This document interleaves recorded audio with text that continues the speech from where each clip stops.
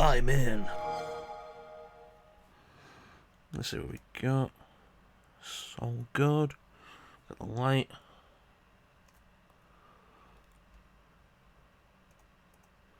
Got that.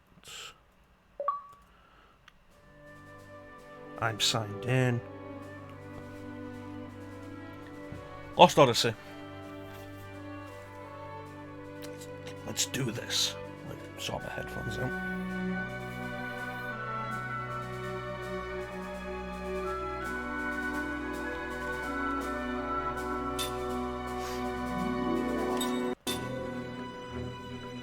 How far did I actually play this?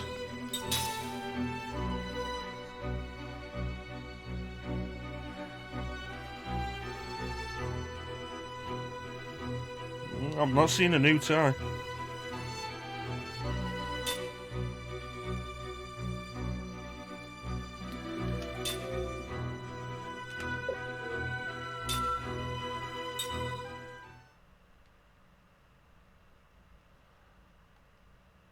$38. Awesome. Alright, so we are starting what is going to be the first blind Let's Play of the stream. We're all set up with all the new goodies. We have the webcam, the stream light here so you can see my awful face. You can catch all my wonderful reactions. I think let me get a look at this. I think the webcam's big enough.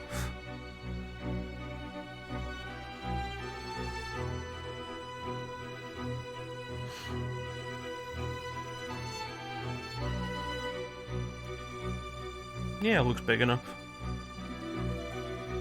Don't want it taking up too much of the screen.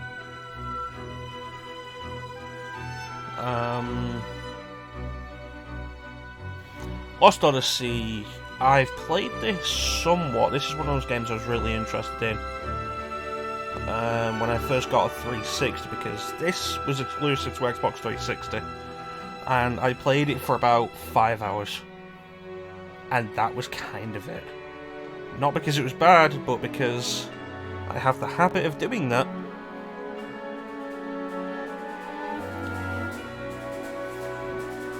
What's the remote for the light?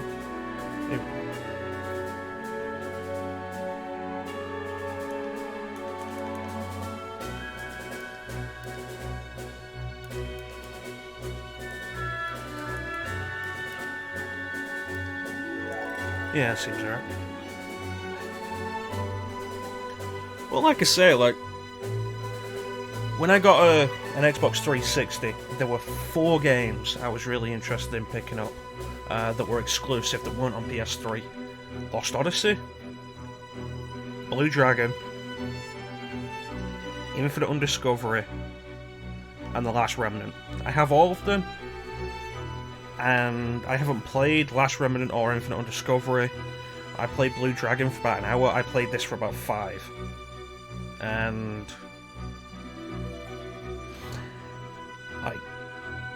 I want to play more of this, honestly.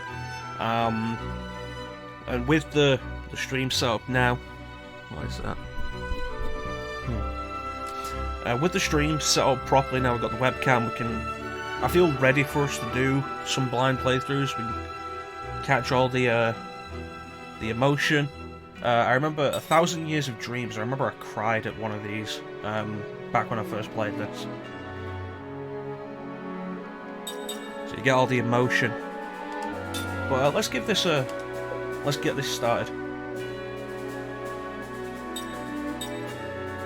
It's a shame this hasn't been re-released. Last Remnant's been re-released as Last Remnant Remastered. I wanted to pick up Tales of Vesperia when I got my 360, and I did. But Vesperia has now been released as the definitive edition. Yeah, I cried. It was a very emotional time. No, the 1,000 Years of Dreams, very well written. We'll get to them. This all looks good.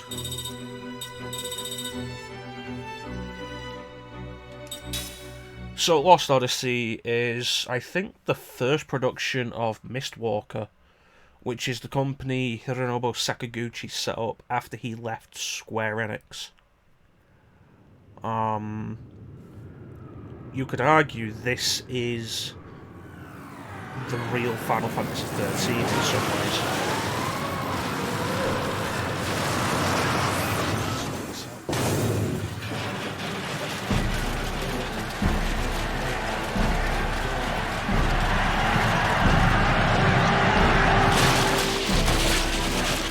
Oh, I've cried since now. There's one thing the Yakuza series teaches us, as the Yakuza series is basically instructions on how to be a man. It's totally not unmanly to cry. I think this game looks good.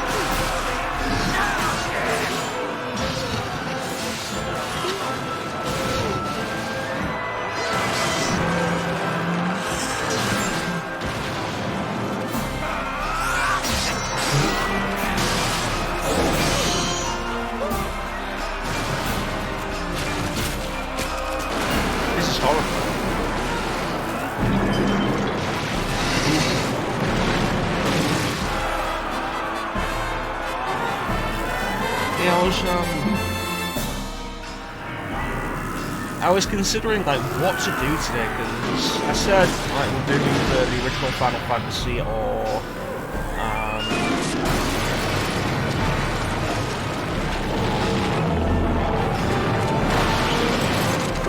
Indiana Jones and the Emperor's 2.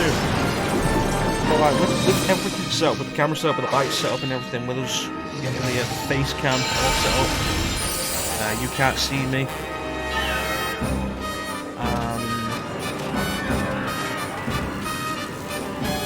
I was like, let's start something that I've not played before, or something that I didn't finish. I didn't play far enough to really consider finishing up. And there were a few choices I had. There was this.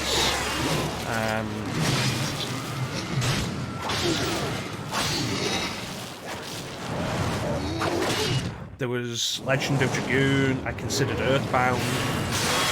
But I think we'll go with this. Because I started this and I never finished it. It's got some really cool ideas.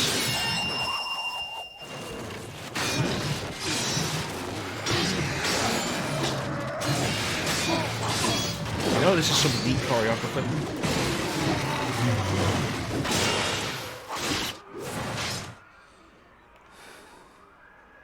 Would you look at that, a character I actually immediately care more about than Noctis.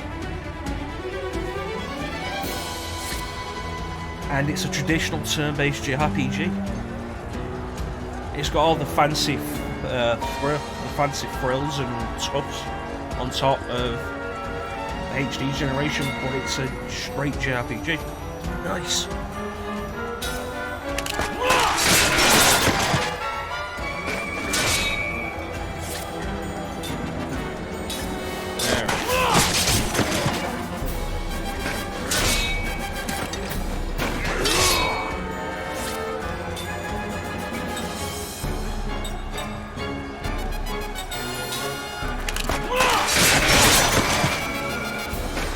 I love traditional JRPGs. I think last generation was really sad. Like, the lack of horror games, it was really sad last generation that we saw very few traditional JRPGs. And like the big reason we ended up with this Dragon and Infinite Discovery was Microsoft was really pushing to get a Japanese audience, because the Xbox did very poorly in Japan. And they were pushing early on to get a Japanese audience by having these traditional Japanese games from big Japanese names. I say this comes from Hironobu Sakaguchi, best known as the creator of Final Fantasy. The music is done by Nobuo Uematsu, best known as the guy who does all the Final Fantasy music.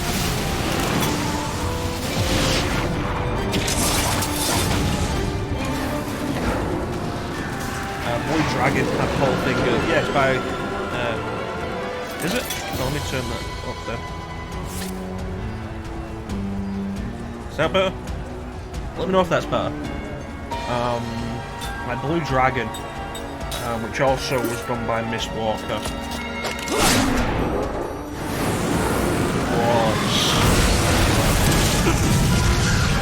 it had Akira Toriyama doing the artwork. To try and pull Japanese audiences, to try and pull Japanese audiences in, like Dragon Quest does.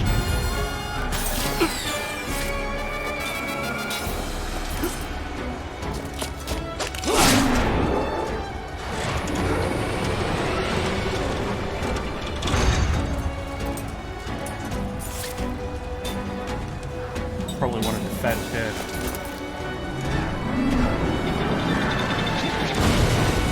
Standard rules in a turn-based JRPG: if an attack takes a charge-up period and a separate attack phase, block.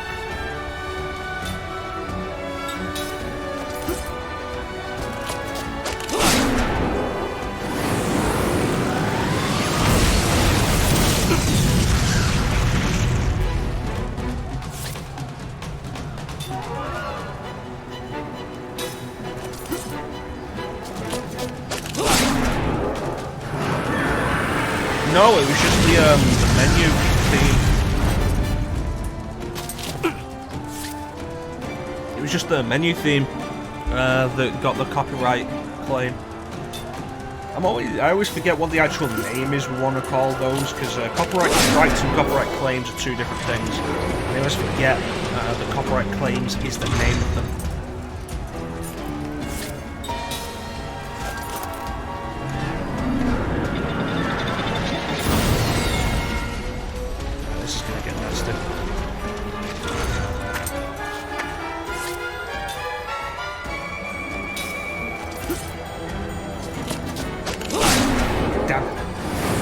Which one I attack.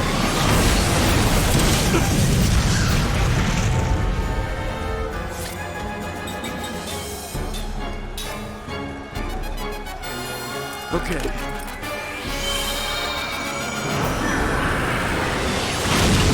Yeah, copyright claims are really awful things. Like if Konami, I'm pretty sure I said this last time, if Konami had put a copyright claim on the music, understandable, it's theirs. It's their property. But no, it's some random band that sampled the menu theme.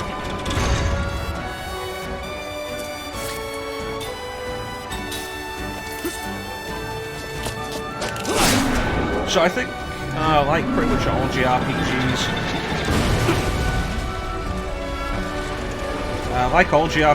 that start you off with a single character, the opening is kind of dull. Okay. I always feel like battles in traditional JRPGs are really kind of boring until you get 2 or 3 characters. Because it's a back and forth. I attack, they attack, I attack, they attack. Awesome. Yeah. That should do less damage.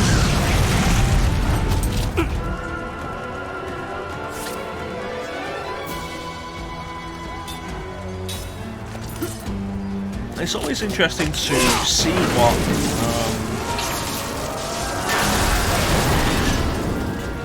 former employees of companies who previously had experience on the big name games went on to do. Like Tales of Phantasia and Tales of Eternia were developed by Wolf Team, I think it was, published by Namco. But they weren't happy with how Namco, with a bunch of Namco's demands.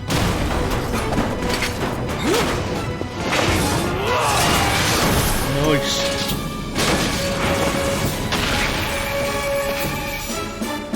They weren't happy with a bunch of Namco's demands, so they left and made their own new company called Tri-Ace and made Star Ocean.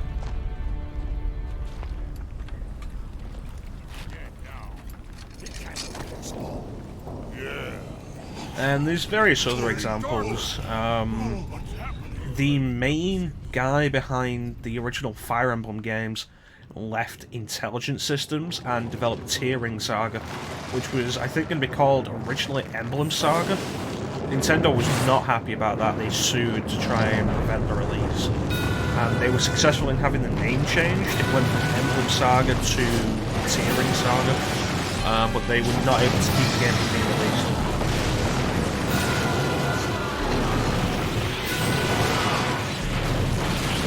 You know, this reminds me of the opening to Final Fantasy XIV, where Bahamut breaks out of the moon. And kills the Jabba.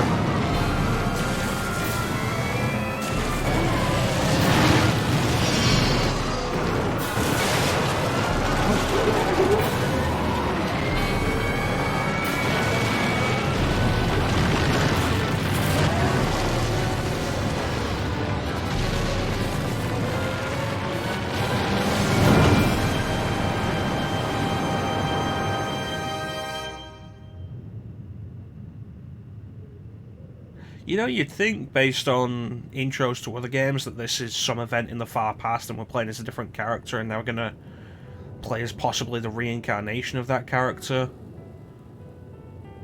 I'm thinking Tales of Innocence. Something like that. An idea like that, but no, our character's still alive. We're still that character. There he is.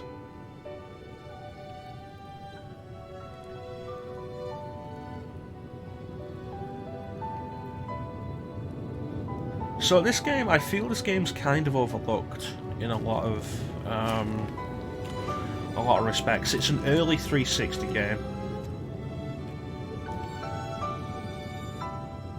and it is often overlooked.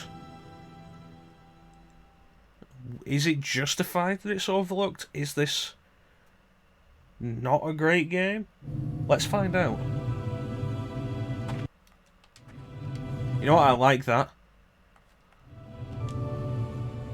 Like, I like having a separate pause that pauses the timer as well.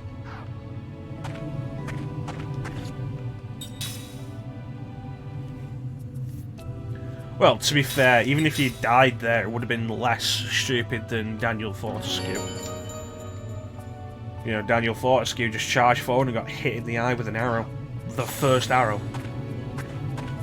At least Kaim took down more enemies.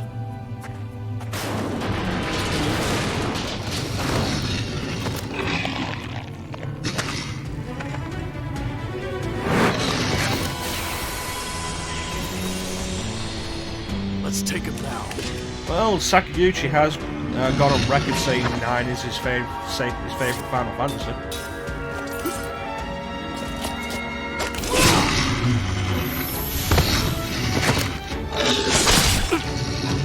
So, these are the...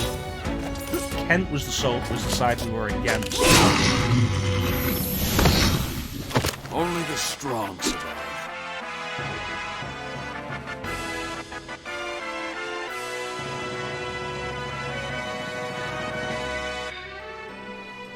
That victory theme kind of...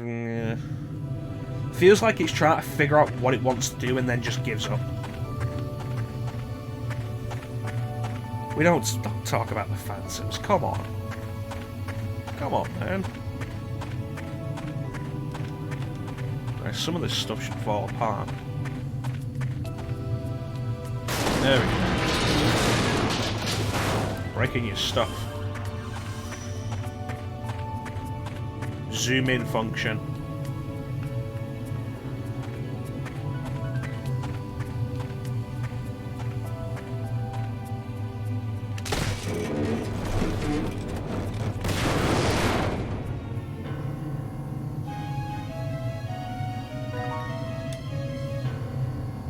Yeah, why not? You know exactly what's wrong with Spirits Within. It's a boring movie. So this is the unique mechanic of this game. The ring system.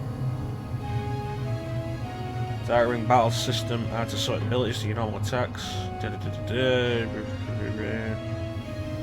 Displayed. Time count displayed when you choose the attack command.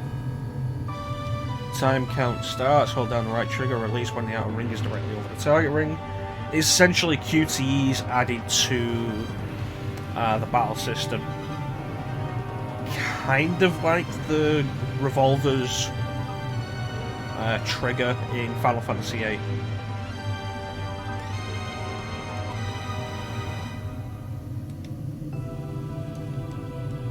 No.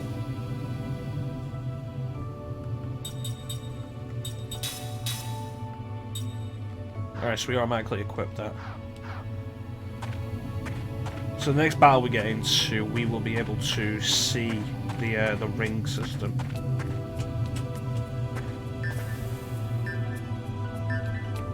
Oh, I'm taking damage.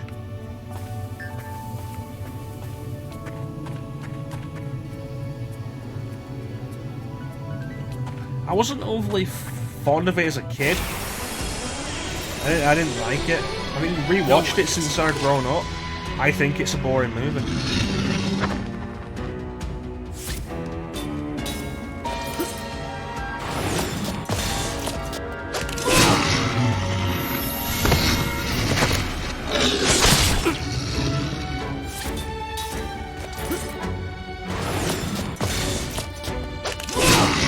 So we are playing this on Xbox One. This is a backwards compatible title. Playing it on Xbox One. It's a nice little controller. It's very comfortable. I like the way the trigger grips are shaped for your finger. Let's be fair, Bane. There's not much you wouldn't.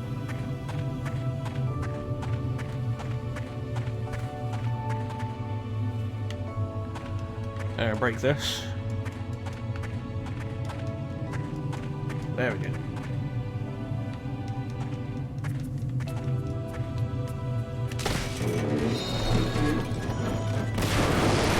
Mana herb.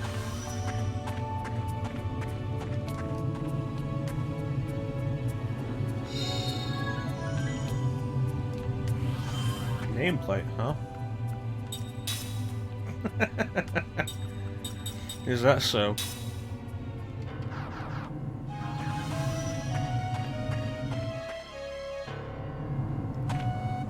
How long before we find somebody in this game that you would?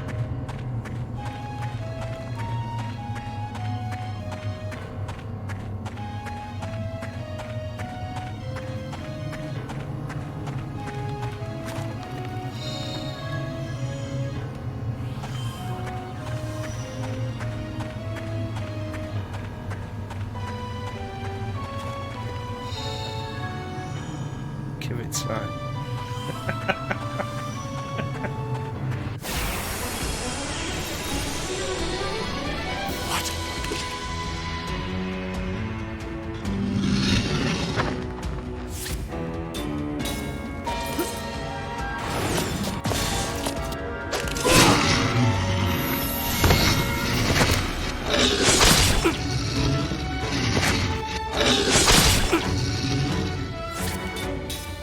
Yep.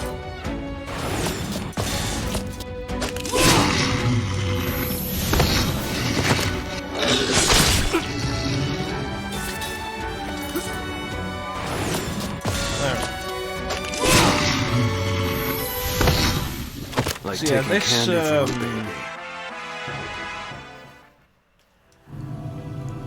this whole sequence with you alone here goes on for a little longer than I'd like. Like I said, I think when you're alone in JRPGs and doing battles alone is really boring.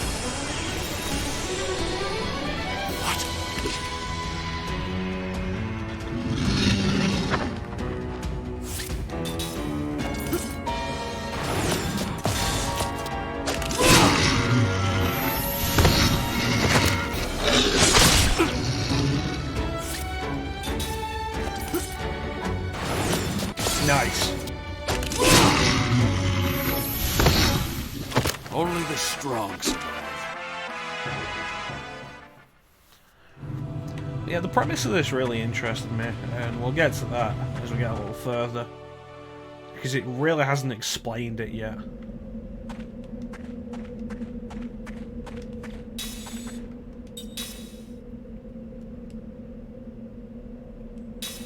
But yeah, like I said, I wanted to start diving into the backlog and start doing stuff that I've not actually finished before.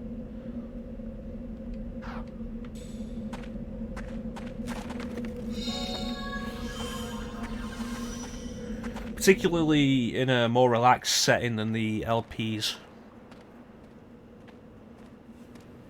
You see anything? See. Maybe under the... Yeah. Here, let me help. Hold it.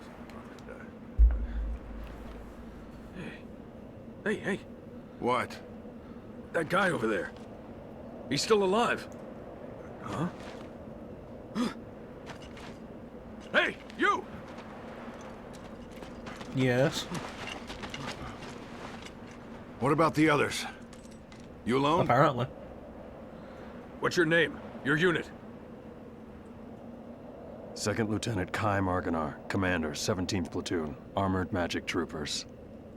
It's a miracle you made it. You know, I've heard worse Come with me. JRPG names. This way. Unbelievable. One survivor. I haven't looked at anything from The Mandalorian because I am not going for Disney's streaming service. I don't honestly care. Chances are, if I watched the trailer, I'd be interested, but I'm not going for Disney's streaming service, so we're not dealing with that. Okay, there was a box. There we go. Like I said, I feel like this is probably more Final Fantasy 13 than Final Fantasy 13 was. Like, stays true to the spirit of Final Fantasy more than 13 did. Several rings new for the target system, components, many different kinds of components. The components can be earned in Battlefield and treasure chest that restores. Ring itself can be used as a component on the ring assembly. You'll find ring and formula list. You have the required components, you assemble rings right away. Discover what's possible on the ring assembly screen. When you find new components, you'll find new ring formulas when you obtain new components. You can fill the ring formulas by pressing X. Search formulas you can obtain as you obtain new components.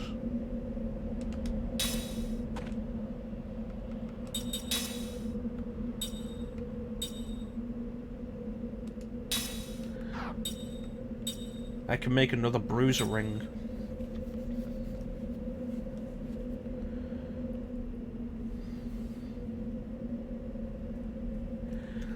Well, that's really the thing, isn't it? Nobody really cared about where Han Solo came from. And I feel like the movie itself did... The movie was fine. Alright, so that's a Phoenix down.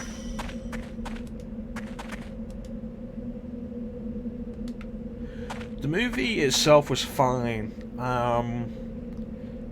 I felt like part of the problem was it wasn't a character we were interested in seeing the origins of. It was a character that was defined by its actor.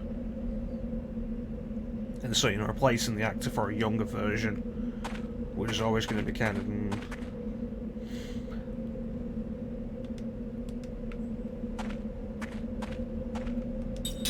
We're pulling out! Let's move! Well, certainly one complaint I came away with was that they tried to explain basically everything about who Han was at the start of episode 4 in that movie, and it feels really stupid.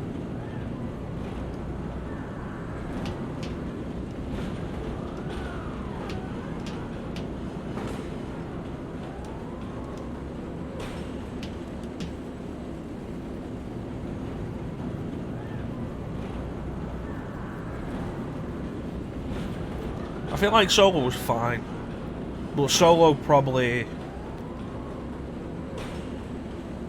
It's not the movie we wanted. It shouldn't have been the second of the anthology movies, and they tried to explain too much in Solo time. This is why Han doesn't trust people. This is why Han is a rogue. Han's really got a heart of gold, but it's been hurt. And this is why he didn't want to stick around with the Rebel Alliance. Also, right at the end, this is how Han got the Millennium Falcon. And I also didn't like the idea that Lando cheats at Sabacc.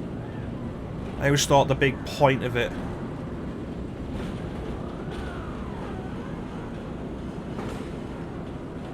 I always thought the big point of Lando playing Sabacc was Lando was actually a really good Sabacc player, and Han got lucky against him for the Millennium Falcon.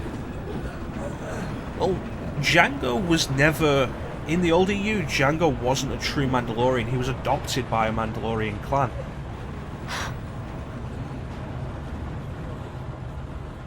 That's Officer Seth Balmore with the 43rd Magic Division. She's like you. She got out in one piece. Really? You two are walking miracles.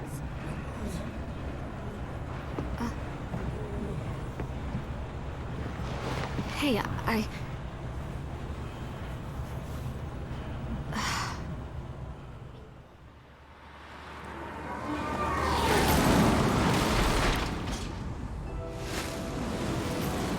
But yeah, the Disney streaming service is problematic anyway.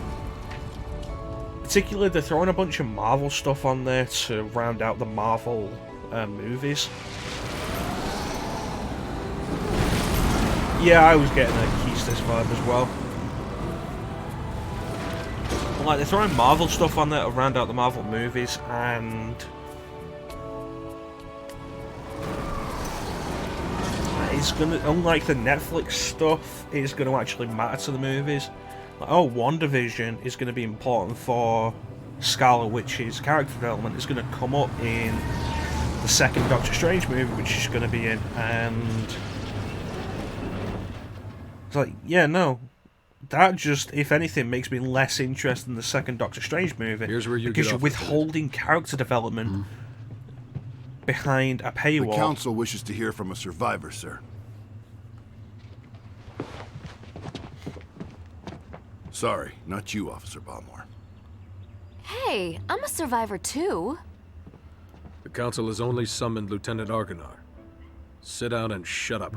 Ooh, dick. Well, that's just weird. This way, Lieutenant. They spelled Lieutenant wrong there.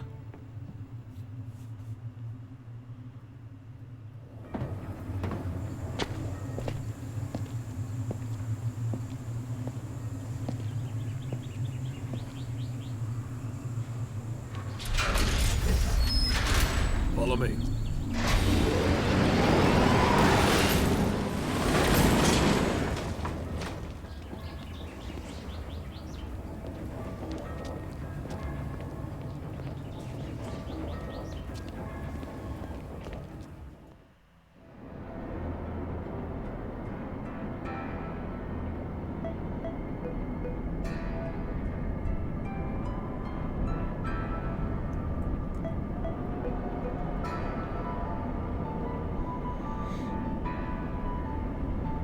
Oh yeah, they will.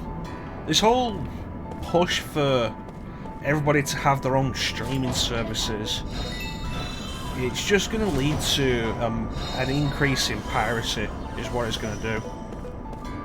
I kick that again. Eh. We've already seen it with various other what would be the word, media companies making their own streaming service. Yeah, that's actually kind of neat. That people have been pirating stuff that they want to see from those, because at this point it's like, okay, at most you might be willing to pay for 2, maybe 3 streaming services. No more than that.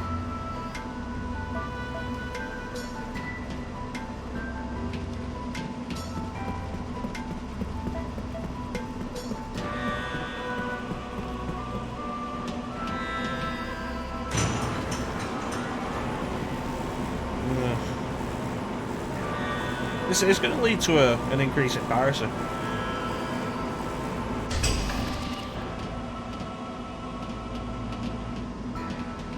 And the lack of home release also suggests a lack of interest in preservation of the material, but then Disney's never really cared about that anyway. That's why they've got the whole Disney Vault thing. Every now and then, oh yeah, no, we're not going to produce any more copies of this movie. We're going to let it get rare and scarce, and then in like 20 years we'll re-release it, and oh, you'll be able to buy it again. And we can charge stupid prices for it. It'd be great.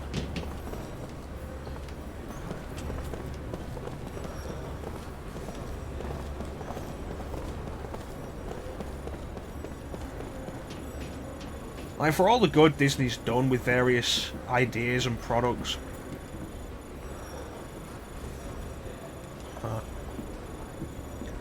you gotta remember, Disney is one of the worst companies in a lot of ways for the way it treats its intellectual properties.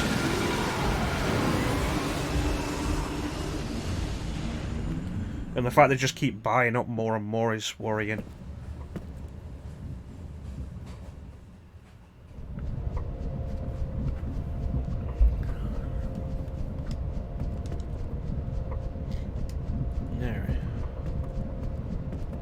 Hey, you're that guy, right?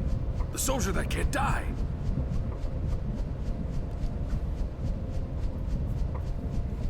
The 17th Division. That was the front line. They were smack in the middle of the whole Highlands. No one could have survived that meteor crash. But here you are, without a scratch. Yeah, I wouldn't end up doing that. Beg your pardon, Lieutenant, but it's really strange. The few we were able to save were far from the center of impact, and even those men were seriously injured. It's hard to believe that anyone could have survived that inferno. Then don't believe it. The Council won't like that attitude. Yeah, but you're not the council. I have no Come on, responsibility tell us. to tell How'd you make anything. it?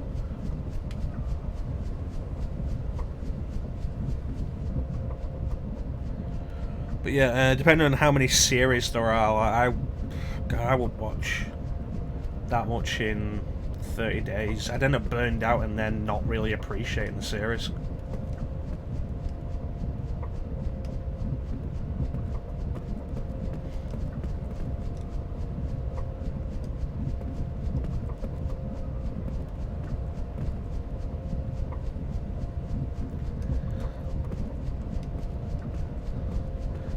So you're not going to have played this before, because you don't have an Xbox and you don't have a 360. Have you watched a playthrough of this at all?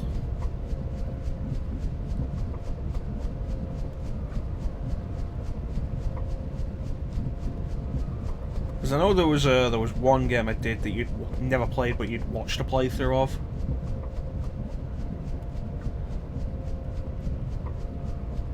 Magic Industrial Revolution, huh?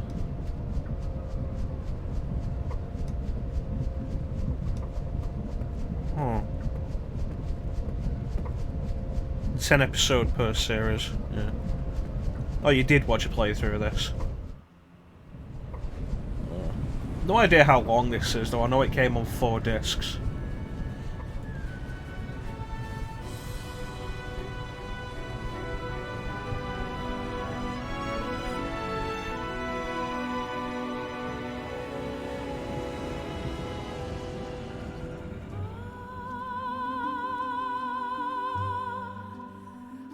I wonder if Microsoft still owns this IP.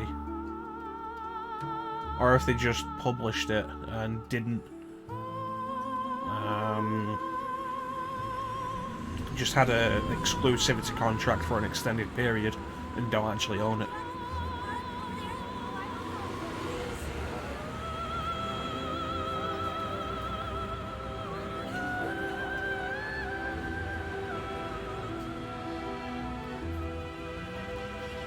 Yeah, 4 discs on Xbox 360. So that's 4, I think, dual-layer DVDs or 4 HD DVDs. Although, you know, part of the problem with assessing how big the game actually is with that is, you know, the graphics and the high resolution textures and stuff take up a large amount of space on a disc.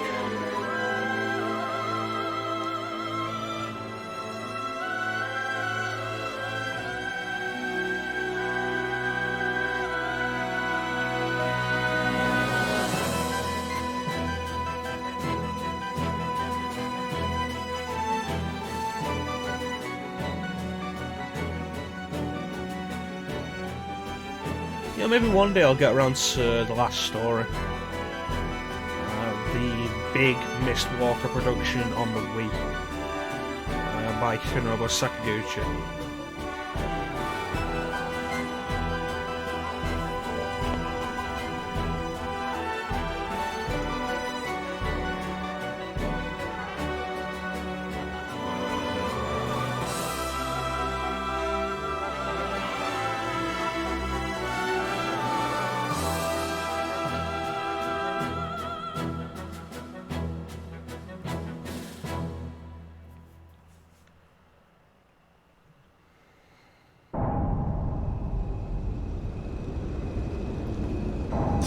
Years ago, a new power manifested itself onto the world. With its discovery came the magic industrial revolution. This power came to be called magic energy. But could anybody Now, truly be foolish there are enough none to who can explain repeat the why mistakes this of the power, past? a power that merely lay buried within all living creatures, suddenly flourished as it did. Today, this magic energy permeates every corner of the world. It has changed the way people live, What was called the transformed the shape magic of thing. industry, and has even altered the nature of war. Yeah. Rather than swords, we can now have magic guns. Is it true the Kents have requested a truce? Indeed. We heard that enough men were committed to cover the Wall Highlands and that most of the Kent force were eliminated. This war was started by them. It's only right they withdraw. We've also lost a tremendous number of troops. After suffering such a devastating loss, if the Goza were to strike now, there would be no way we could defend our country. And there are also whispers that Goza was pulling strings behind the invasion. You know, politics is my favourite What makes you part think that of the Star Goza Wars were Episode 1. involved? We have confirmed that a large amount of military hardware has been moved from Goza to Kent. We assume Goza plans to use Kent to keep things stirred up and destabilize Ura. Are you saying that even the meteor crash was a Gotsan plot? My lord, I have some disturbing information on that subject. We suspect that a situation at Grandstaff may have caused the meteor crash. Grandstaff. This is not the first time that stories about it have reached my ears. This is not confirmed, but magic energy may have leaked out of Grandstaff, interfered with something in outer space, and precipitated this disaster. Gongora, Yes, my lord. the Grand Staff falls under your jurisdiction. Do you have anything to say?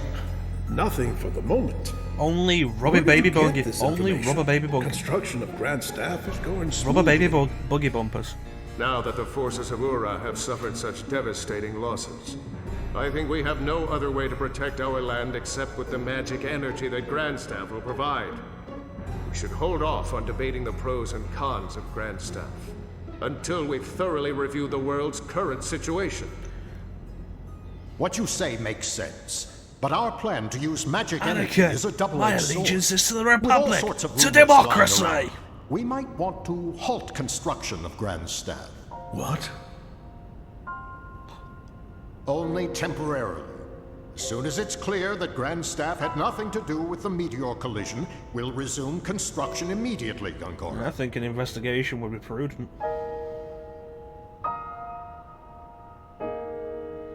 Be a good idea. I mean, if it did cause the meteor crash, then, you know, finishing construction would probably be a bad idea.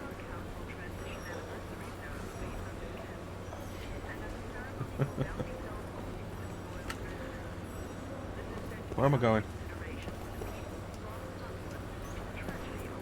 Is it this way?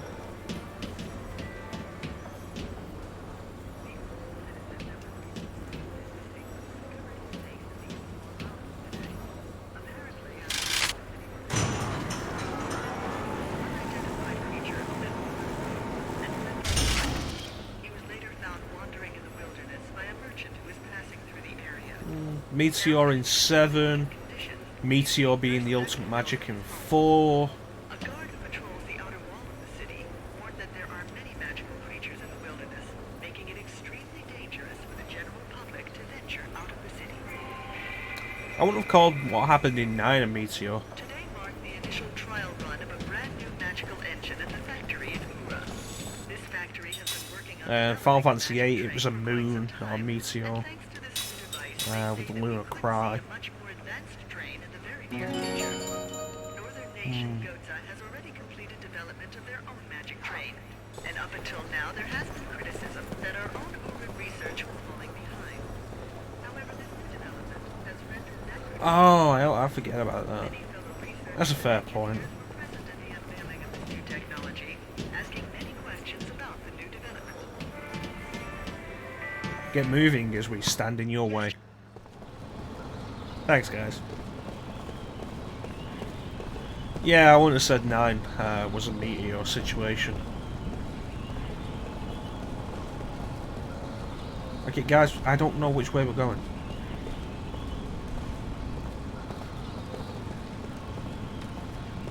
You know, I'm going ahead.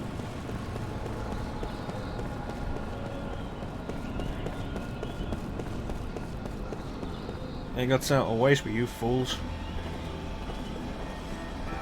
Alright, so it's this way.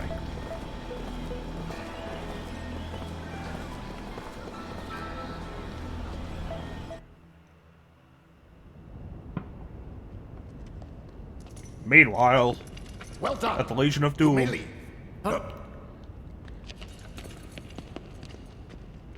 Lieutenant Kaya Marganar, we thank you for a job well done. I am Roxian, chairman of the Central Council of Ura. Well, Lieutenant, it seems people are calling you the Immortal. We've heard there were almost no survivors from Ura or Kent after the meteor crashed on the Highlands.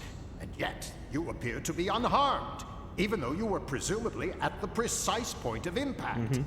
Tell me, how did you survive? I don't know. Magic. My lord, please allow me to explain. Fine. Speak. Thank you, my lord. Actually, this man is immortal thanks to my magic energy. He is under a spell of immortality that I conjured. I wish to know more. This immortality spell, how does it work? You just have an immortality spell. I don't know. What? Are you saying that you don't know about the spell cast on you? I don't remember. I recall nothing.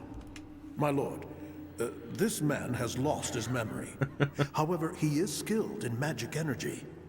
So I have been studying his abilities. Then what can you tell us, Gongora? With all due respect, my lord, the spell is a curse. It is said that merely hearing it brings death near. For the safety of everyone, it is better that the spell be kept secret. Very well. Since I trust your studied opinion, I shall Hearing take an your word that we immortality should not know spell the brings death near. Death is determined by fate, and one cannot fight it.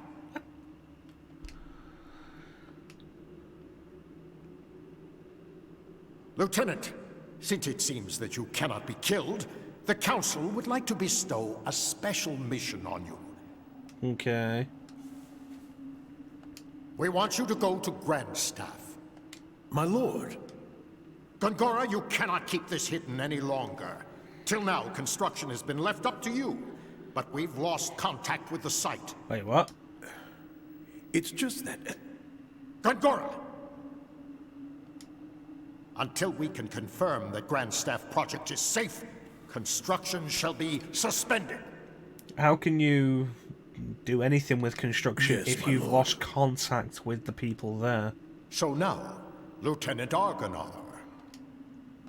You know of Grandstaff, under construction in the Sea of Bas? Nope. I've heard that it's a magic staff. Yes, it is. As you just heard, all communications with the site have been cut off for some time now. Considering the danger from magic energy leaks, we suspect that no one can investigate the possible cause except someone immortal. Well, there is someone else. What did you say? Said there is someone else. It's subtitle, dude. Come on. At the Wall Highlands. Another immortal. Her name is Balmor.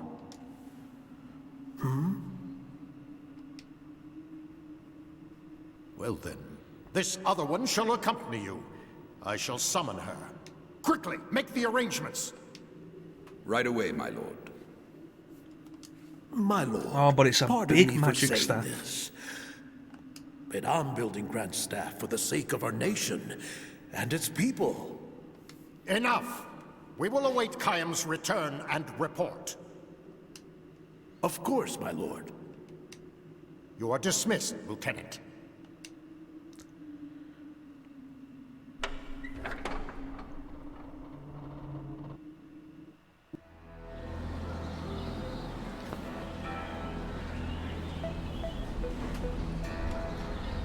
Comfortable. Off duty. Yeah.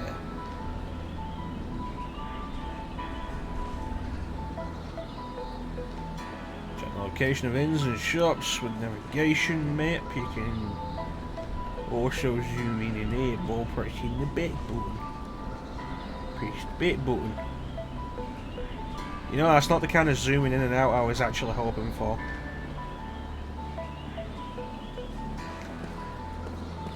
At least save points are distinctive.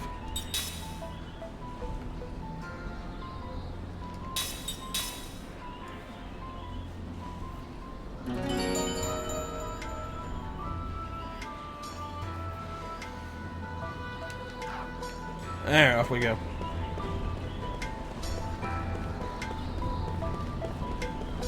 It's turbo time.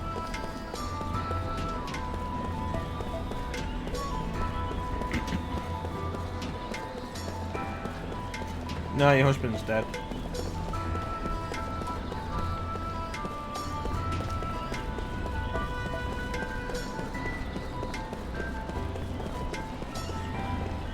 Yeah, it's probably not a good idea for a wizard to be a politician. Is this the inn? Let me in.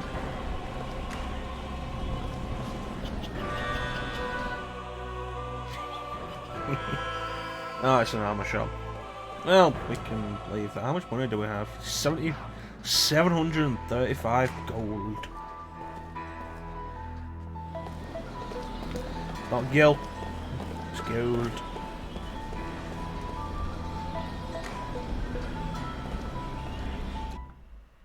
What, run around in circles? And now, counselors. Ooh, politics. I propose that Gongora be removed from Grandstaff Project, with control transferred to this council. My lord. In addition, until Lieutenant Argonar completes his investigation, I propose that Gongora be confined to his residence under surveillance. Those who disagree with my proposal, raise your hands now. It appears I have no choice but to agree. Why is that? I see there are no objections. It is decided.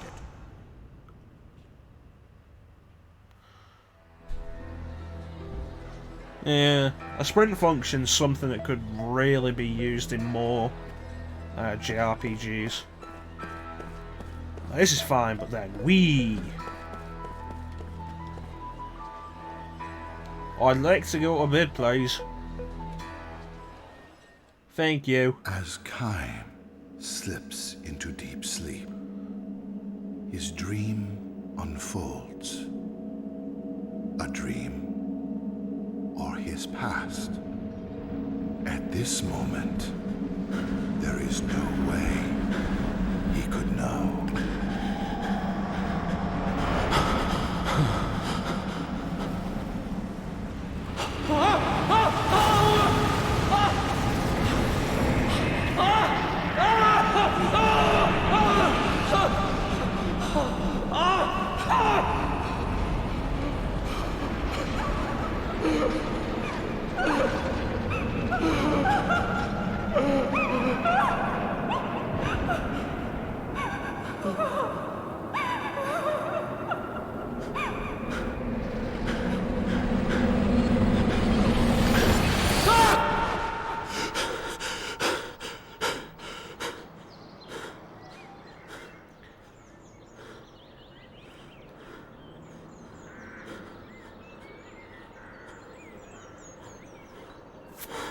It can't be comfortable to sleep in full armour. Or, I don't know, like, that armour. So I think this begins the 1,000 Years of Dreams idea, which I quite like.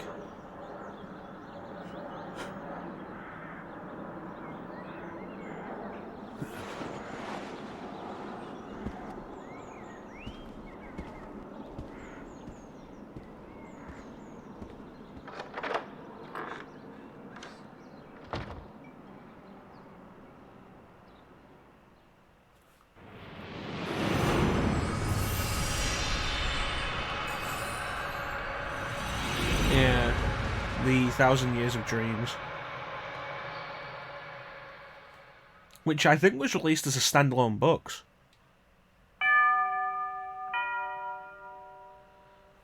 Family members have tears in their eyes when they welcome Kyan back to the inn from his long journey. Thank you so much for coming. He understands the situation immediately. The time for departure is drawing near.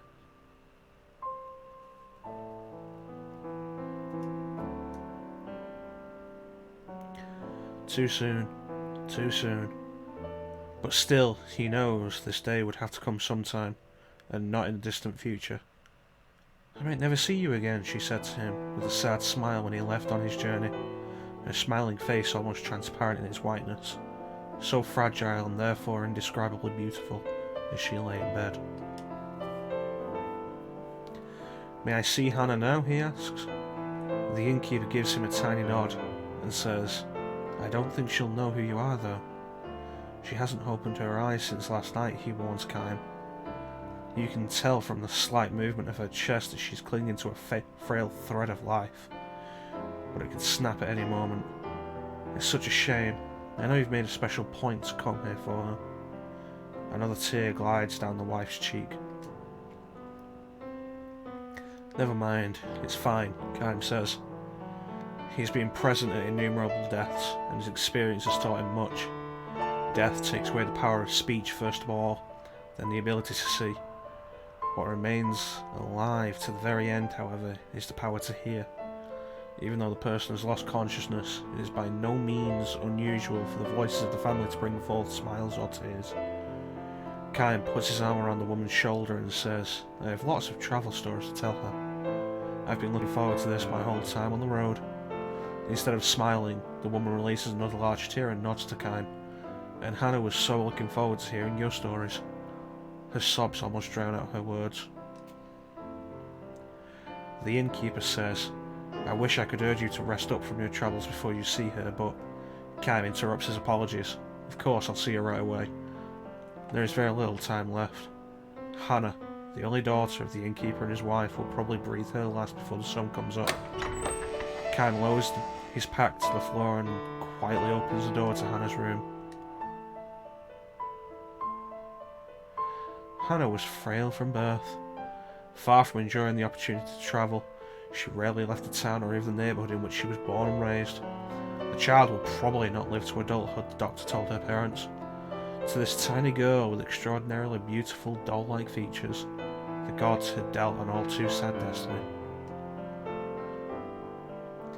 That they had allowed her to be born the only daughter of the keepers of a small inn by the highway was perhaps one small act of atonement for such iniquity. Hannah was unable to go anywhere, but the guests who stayed at her parents' inn would tell her stories, the countless, of the countries and towns and landscapes and people that she would never know. Whenever new guests arrived at the inn, Hannah would ask them, Where are you from? Where are you going? Can you tell me a story? She would sit and listen to their stories with sparkling eyes, urging them on to new episodes with, and then, when they left the inn, she would beg them, please come back and tell me lots and lots of stories about faraway countries. She would stand there waving until the person disappeared far down the highway, give one lonely sigh and go back to bed.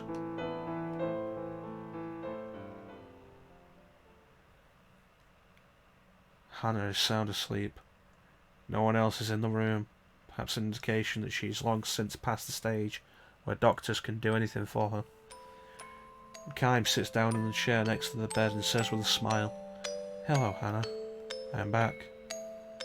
She does not respond.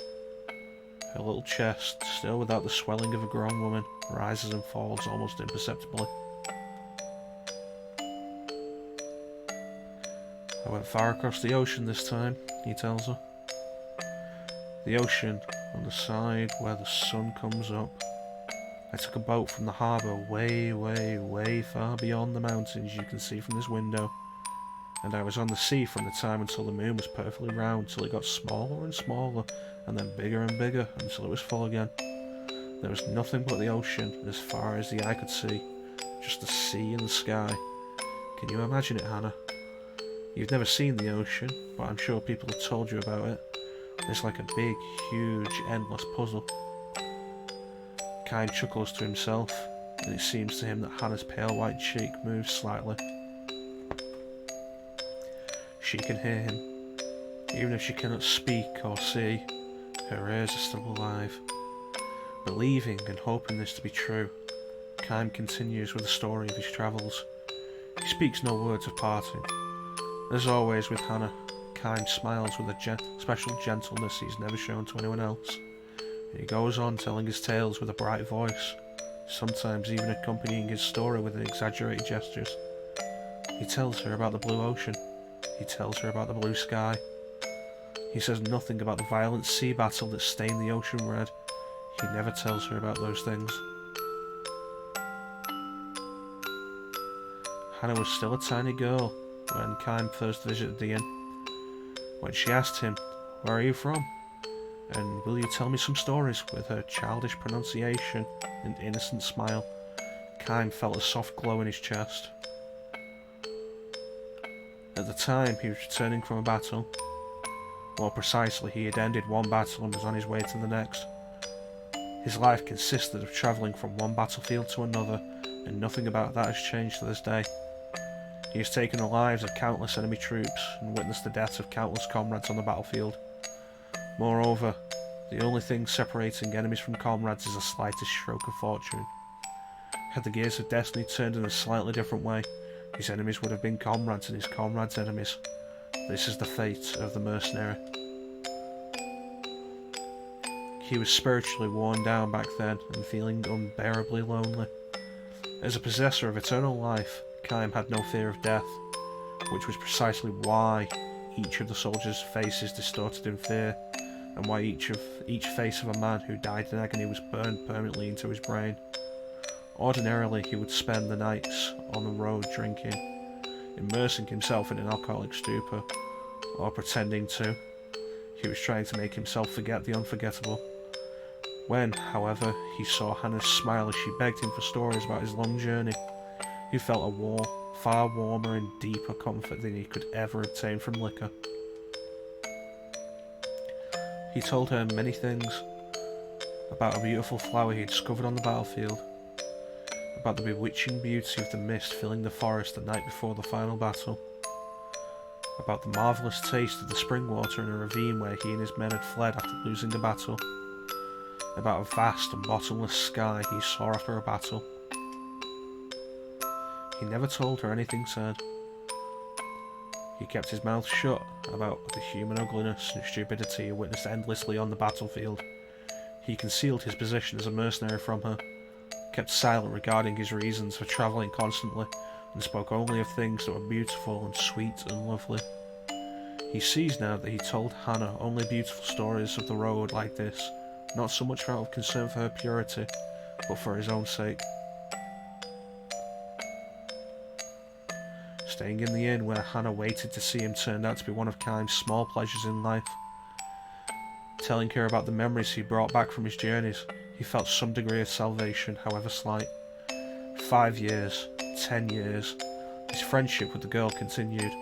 Little by little she neared adulthood, which meant, as the doctor has predicted, each day brought her that much closer to death.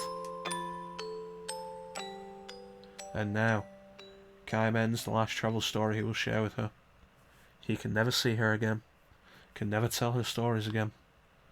Before dawn, when the darkness of night is at its deepest, long pauses enter into Hannah's breathing. The frail thread of her life is about to snap, as Kaim and her parents watch over her. The tiny light that has lodged in Kaim's breast will now be extinguished. His lonely travels will begin again tomorrow. His long, long travels without end. You'll be leaving on travels of your own soon, Hannah, Kaim tells her gently. You'll be leaving for a world that no one knows, a world that has never entered into any of the stories you have heard so far. Finally, you'll be free, able to leave your bed and walk anywhere you want to go. He wants her to know that death is not sorrow, but a joy mixed with tears. It's your turn now. Be sure and tell everyone about the memories of your journey. Her parents will make that same journey someday, and someday Hannah will be able to meet all the guests she has known at the inn far beyond the sky. I, however, can never go there. I can never escape this world. I can never see you again. This is not goodbye. It's just the start of your journey. He speaks his final words to her. We'll meet again. His final lie to her.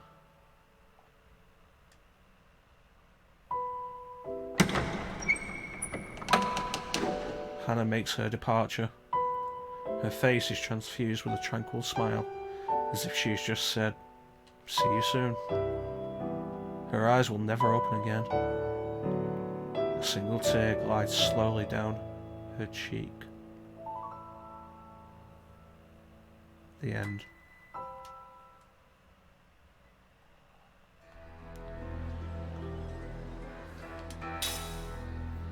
Kaim's mind is filled with lost pieces of past memories. Certain sights or conversations can bring these memories back in the form of dreams. To view episodes from 1,000 Years of Dreams again, rest at any inn or bed, select them from the start menu. You can view these episodes any number of times. View an episode from 1,000 Years of Dreams, you can pause it by pressing the start button, cancel it by pressing back.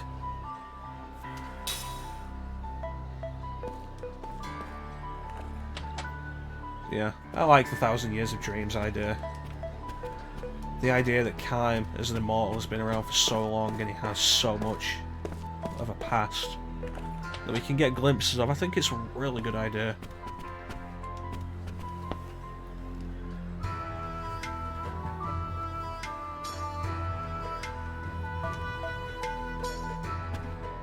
Like I said, I think they collected all of the 1,000 Years of Dreams into a book.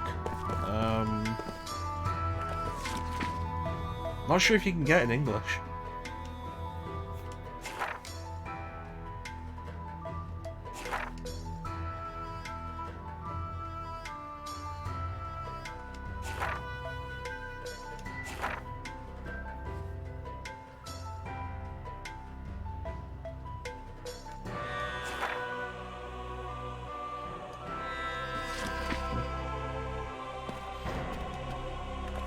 I think world building is one of the most important things for an RPG. A game that's going to take so long to finish, I think. Beyond the battle system, making sure the battle system is entertaining and enjoyable to do. I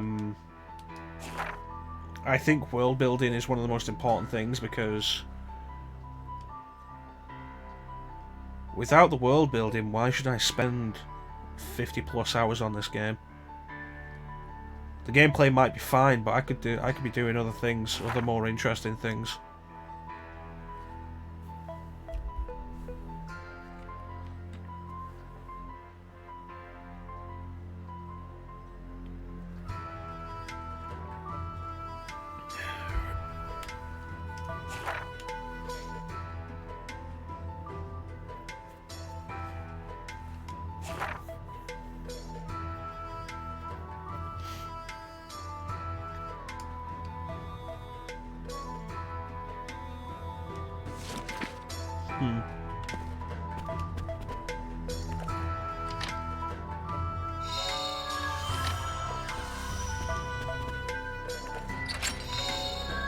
I think it's It's an interesting thing that I don't think has really been done in any other RPG. The idea of the 1,000 Years of Dreams, playing as a character with so much of a past that you get to explore like that. What's the seed?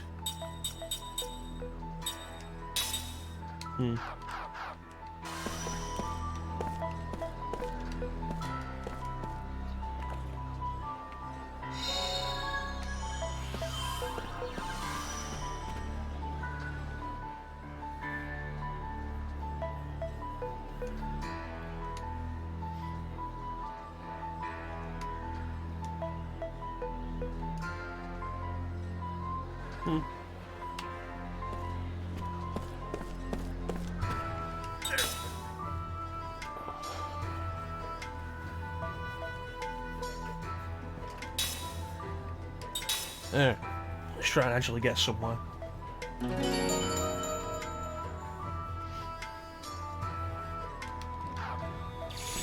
So what is our next destination, I guess?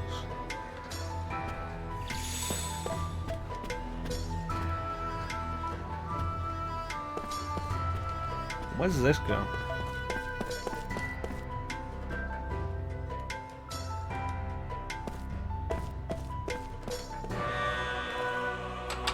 Huh.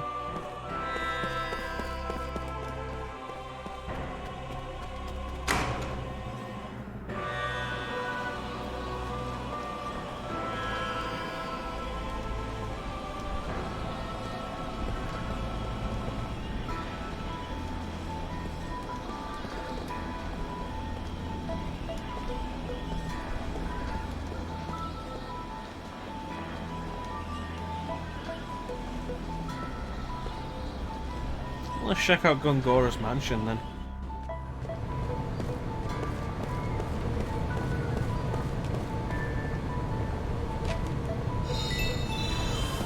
Who hides money behind a poster?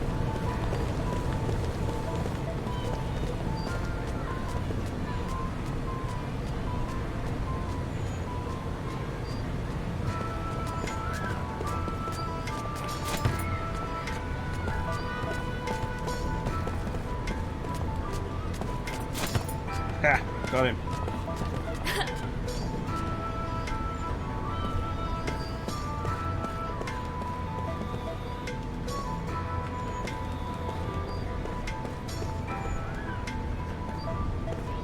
Oh, what are you doing, you Kit Kat?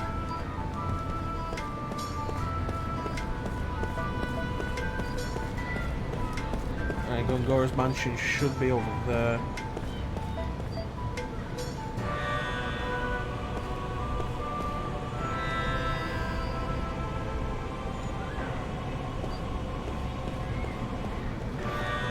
So am I expected to go and do this mission immediately?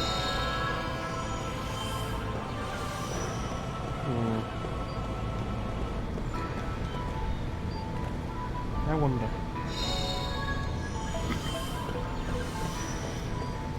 Wait a minute. There we go. I wonder what seeds are used for.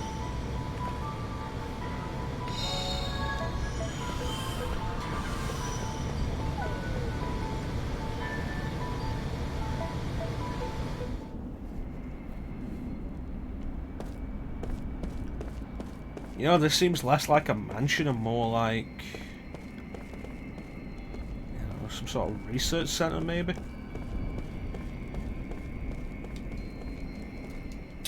Certainly wouldn't have pegged this as a mansion from the appearance. Wait a minute. How many save slots was that?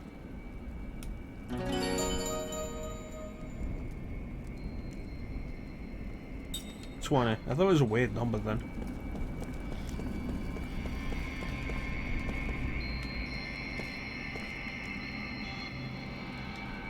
Okay.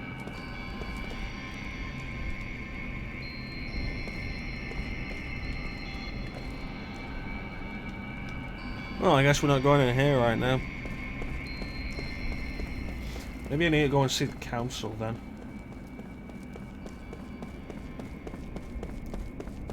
Having a button specifically for running is really nice.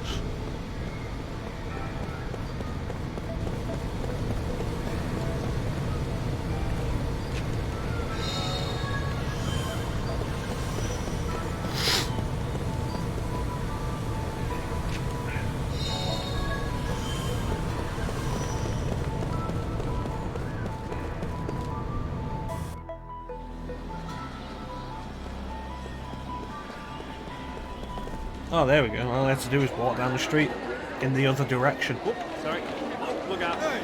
Sorry, miss.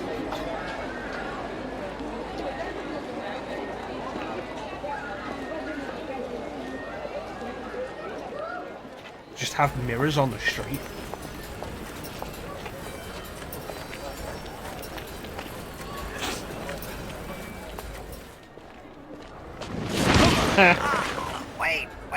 Wait, let go! My throat! My throat! Damn! Why are you following me? You're Kai Marganar! I mean, Lord Gongora asked me to do it! Why? It's the truth! I'm supposed to tell you to go to his manor. He has something important to tell you. Walk the other way down the street and then go to the manor. Jansen, messenger for Lord Gongora. At your service.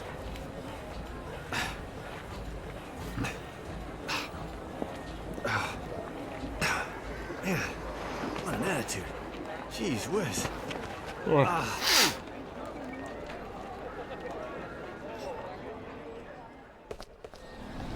I guess we're going to the mansion again. Push that run button.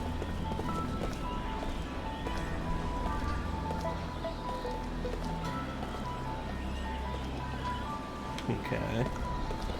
Rolling around at the speed of sound. Got places to go, gotta follow my rainbow. Can't stick around, have to keep moving on. Guess what lies ahead? Only one way to find out.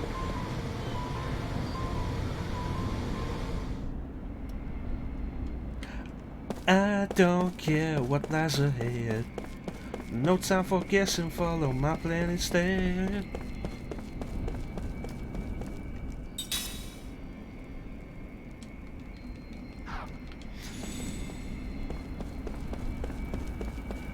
I'm going in this time, you can't stop me.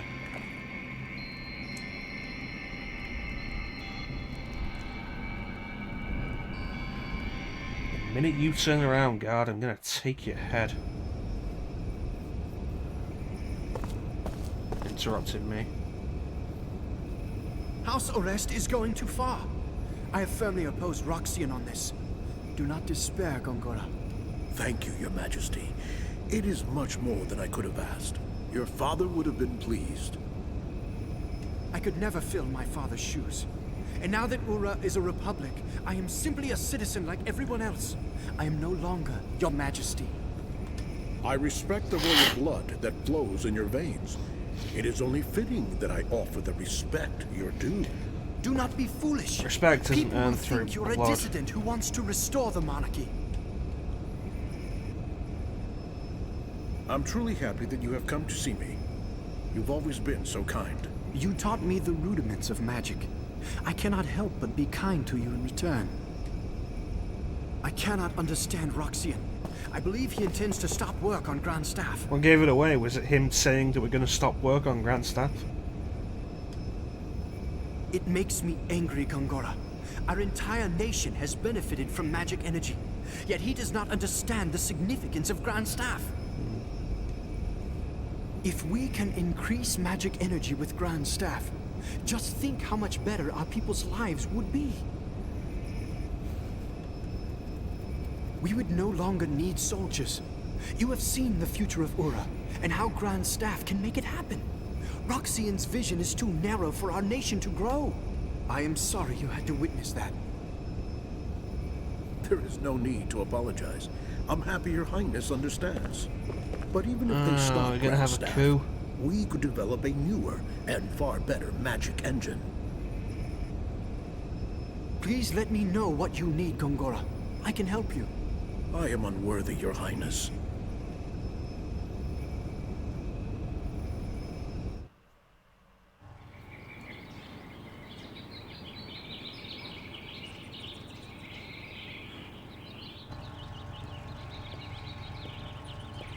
It's a weird dress you got on there, buddy.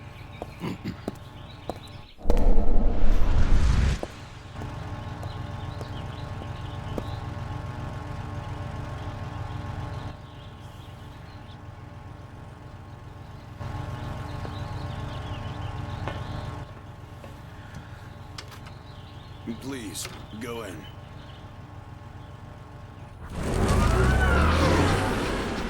You know, these cars they have really do not look like they're balanced properly. Alright, which way am I going?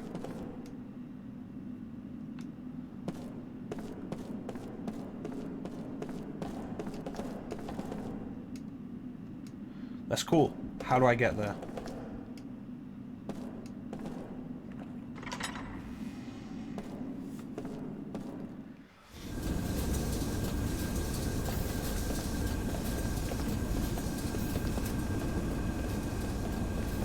Imagine just having something like this in your house. But no, yeah, no, it is cool. I just have a nuclear reactor in the basement. I use it for research purposes.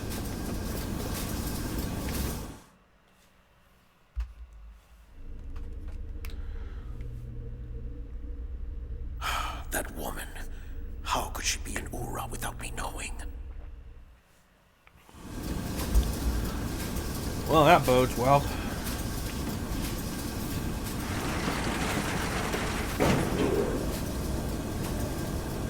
Wonder if he's going to turn out to be the bad guy. I actually don't know. Like I say, I've only played this like 5 hours. If that.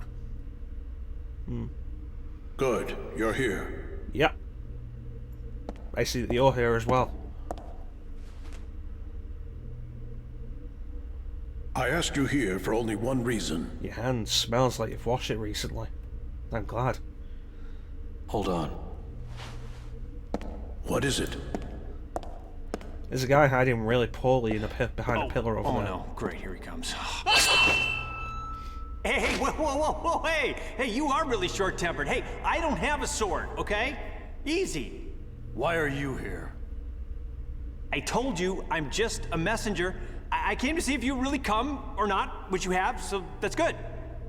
That's enough, Kaim. He's on our side. Thanks. A little late, though. We can use him. He's cunning and quick, and he has many connections. I want you to take him on your investigation of Grand Staff. No way, sir. You know, I thought he'd say that, my lord. His shoes, hello? Look, this other immortal joining the investigation, she might be dangerous. Why? The woman was once a pirate. I don't know how it happened, but she's now a soldier for our army. Well, you know, I Well, imagine the if past you're is a the past, mole, and I know little else about her. sooner or later you'll probably do Take Jensen with you. He can a help keep her lot in of check. professions. Despite what else he may be, he has a healthy respect for women. So, Oh, great. you know, I heard she was a looker, if you catch my drift. I mean, you've seen her, right? Okay, be that way. You guys are way too serious. Pirate. All right. Understood. All right, then. I'll be there early. Oh, yeah, you can count on it. Remember, Kaim, you're the only one I can trust. You are my number one. I can't leave here for a while. Yeah. The Grand Staff is my life's work. So if something is wrong, I want you, with your immortal powers, to find out what it is. Understood? You'll be briefed later. You should go now. Okay. I'll be right behind you. Oh, he's gonna be fun to work with. This is for your trouble. Wow, nice. You know, my lord, I've been thinking, working with this guy, it's like playing with fire. I mean, did you see his eyes? I mean, that's creepy. I got a bad feeling about this whole thing. I mean, this little guarantee is not gonna be enough, I'm afraid, to keep an eye on him. You're gonna have to give me a little bit more, you know what I'm saying? You're already under a magic contract. Don't get greedy. Whoa, hey, okay, that's some serious mojo, buddy. Easy, easy. Is your fee still unsatisfactory? Okay, not funny. I'm not laughing, okay? I didn't stick my neck out for this, okay? Jeez, everyone's a pain in the ass. Taking a bath. That's a weird way to intimidate somebody. Like, oh yeah, hey, see that candle over there on the other side of the room? Whoosh. Yeah, let's get out of here.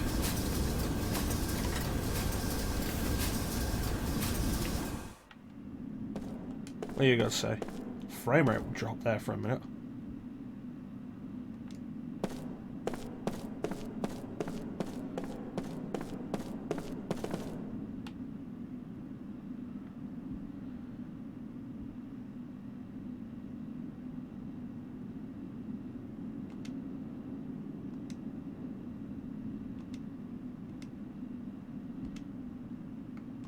Oh, that's interesting. I also pressed the wrong button there. I didn't want to leave. There.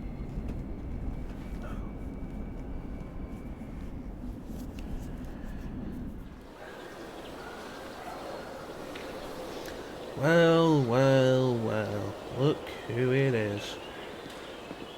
Hey! I've been looking everywhere for you. Well, you found me. I heard about the Grand Staff investigation. Looks like we both got the short end of the stick. It's not enough that we just keep surviving. I know, stick has two ends, no matter how short. There's always something. So, what did you learn in the council? Nothing to do with you.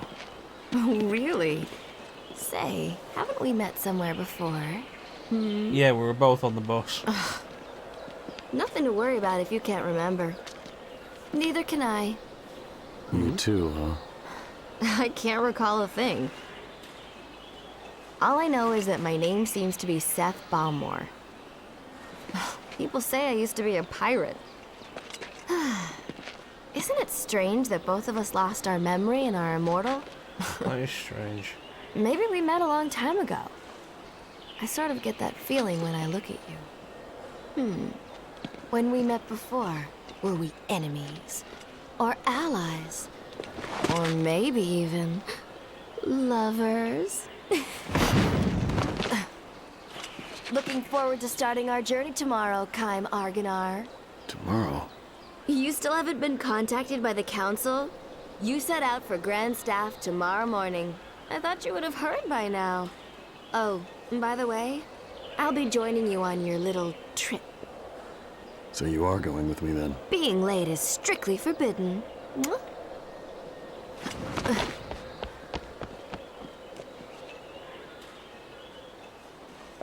Huh.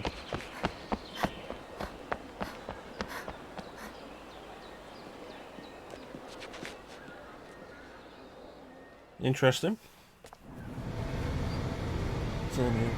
Yeah, we're good.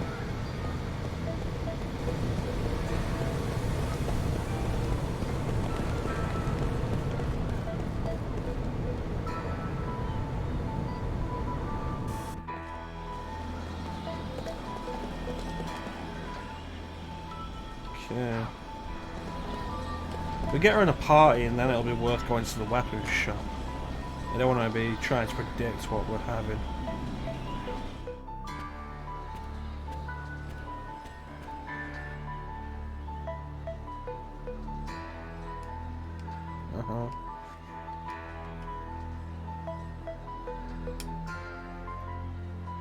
Well, I guess we're going now. Yeah, let's go.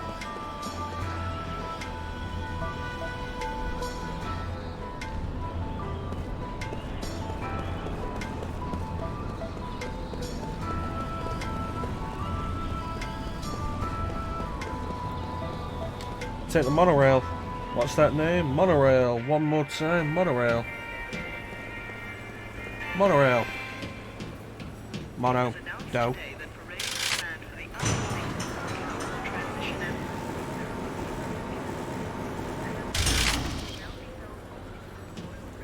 I took the one on the left to get here. Yes.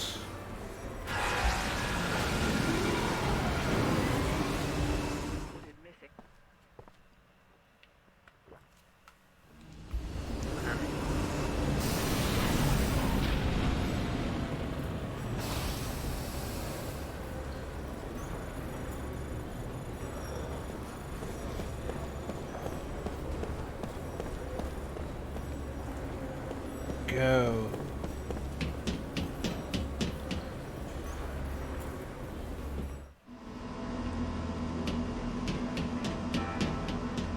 Oh, this is where the elevator was, alright.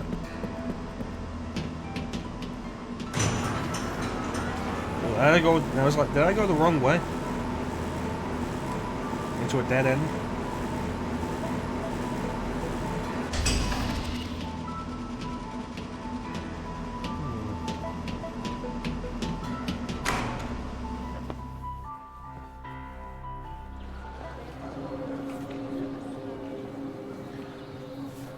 Hoorah.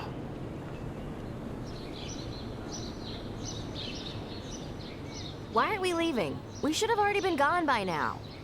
I'm waiting for somebody. What? Who? There's somebody else on the team. Huh? I haven't heard about that. Yeah, well, you probably haven't heard about a lot of things.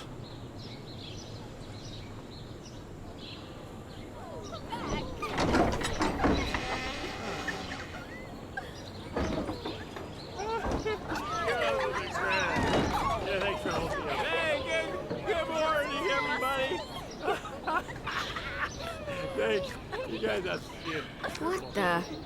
This is the other guy? Apparently. Yeah. Whoa, baby. What a woman.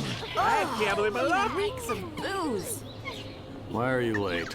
Can't you tell? A man's got to do certain things before leaving on a mission like this, and I knew what I had to do. Jerk. Thank you, my lovely. Do or die Johnson is now off to meet certain death. Oh, miss you. Oh, Jensen, come back to us. We still have that bottle Oh, that is for you. so sweet. I know. Oh, don't say that. That's so nice. Oh, you girls, I'm already missing you. Hey, can I have just 15 more minutes? I need 15 for her, and her. That's 45 minutes. That's all I'm asking. Like we would wait for you, you worthless drunk. That hurt. I really thought she was going to hit him though. I think I You know what? You're free to go. Thanks for bringing him to us. Well, thank you. You're such a doll. You come and play with us next time, honey. More than Hey, that. don't touch me. Get out of here. Shoot. Oh, that's not very nice. Okay, bye-bye, girls. Don't cry. I'll be back. Don't worry. Okay. Bye again. Great. Just what we need. More useless baggage. Hey, that's not nice. I ain't gonna come in real handy. You know, you can count on it. Oh, hey. Who's counting on what? Ow. Hey. Well, Man, you are we so seem to have gotten off to a great start. problem. Hey, you ready? I've been ready for like the past 2 hours, genius. Skill link. Mortals like Jansen learn new skills by raising levels, but immortals do not acquire skills by leveling up.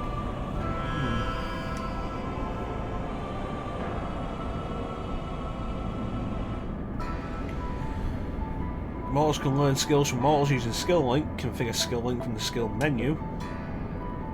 By selecting the mortal, all the skills learned will display. Select the skill you want to learn and link will be established. Learn the skill you must fill the SP gauge. SP can be gained in battle.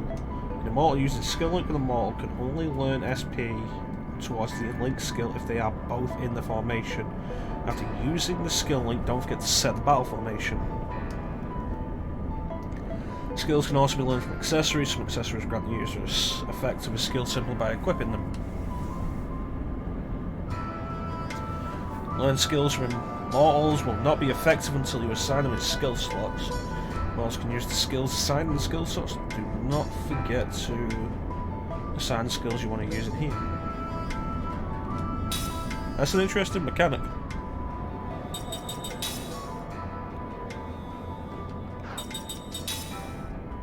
So I need Jansen in the front as well. If I'm going to learn any skills off him. What have we got? Well, learning white magic is a good idea. Making sure everybody can heal. Never a bad idea. Alright, off we go. Look at those character portraits. They weren't drawn by Nomura or Amano. That reminds me, I want to go. I can make a second ring. Interesting. And then give a ring to Seth. Jansen doesn't have one. So let's see if we can go and get one, actually. Isn't there a magic taxi around here?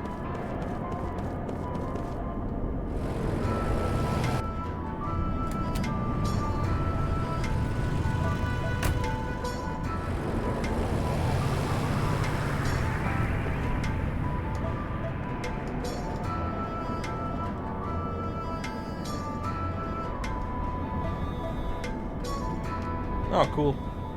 That's really convenient.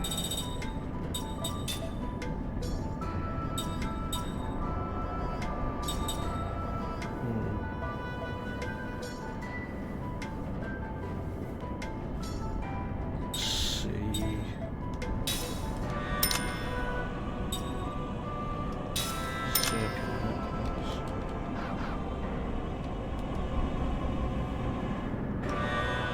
So if that's everything he's got, he hasn't got any weapons, so we can leave him for now.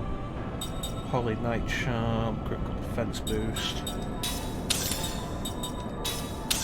That should be good. Let's actually go out and do some stuff. What direction am I going in?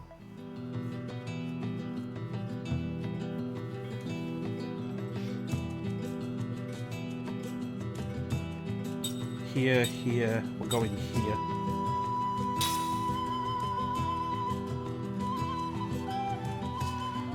You know, I suppose, as much as I love the overworld maps of the PS1 generation, I suppose doing it like this does give the option for a way more interesting cartography and geography? Geography. Yeah. Quick, easy, Buck. I just gotta follow him. This is like a death march. Hey, we gotta get through that? There's no road! Pull yourself together. If this is all it takes to wear you out, we're in trouble. Yeah, well, I don't wear out in bed. Once we get through here, there's the Ypsilon Range. Those mountains are steep and rugged. The weather is unpredictable. And since the ground is unstable, we have to be on the lookout for rock slides, too. Of course, I expect to see you take a tumble into the canyon before we see any rocks doing it. Yeah, funny. You know, Lord Gongora was saying you have a problem with your memory, right? I mean, you sure know these mountains well enough. And of course, you know you shave your legs every day and you pluck your eyebrows. And you owe me money, so I'm confused. You sure you really don't remember? My body remembers. What? There was a time when I used to rush through here. I was a pirate, and supposedly I also went through these mountains. But I just don't know what the truth is. I don't have any answers. Huh. Well, what about you? Did anyone tell you what you once were? No. Nothing? Nothing. Well, since you're so upbeat and happy, I doubt if anyone will remember you. That's fine with me. Oh? My body also remembers. How so? Just that it was painful. If I happen to remember, and my past didn't amount to much, then I think it's probably better to have never remembered. Oh yeah, that's smart. Kaim, there's no need to rush it. Your memories will come back gradually. And they're not all bad. What? No breaks? You just had one. Yeah, how about some water? A little fruit? How about a foot massage? My feet don't stink. Kaim, you up for that? Hello? You just had breakfast. We had one breakfast, yes. What about a second breakfast? Alright, let's do this. Actually play the game now. Actually do some JRPGing. Do some random battles with a proper party. Although we look at the formation there, I wonder... what is that going to be, like a 5-party formation then? There we go.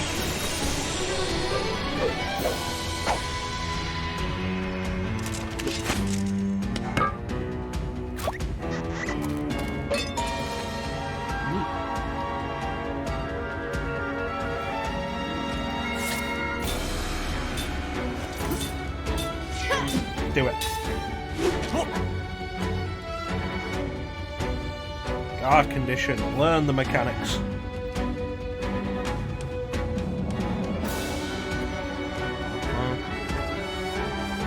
Guard condition minimum. So let's be the front row.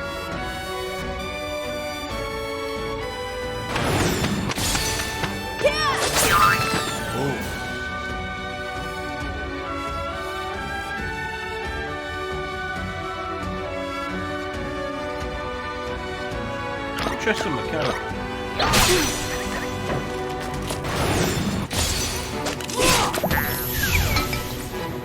Now the back's open.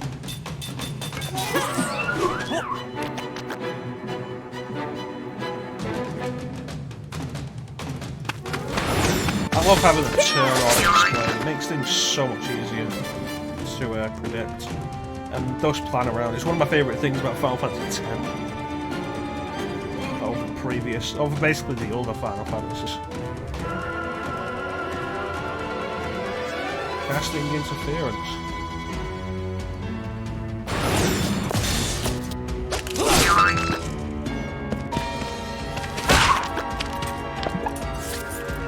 Good shot, Johnson.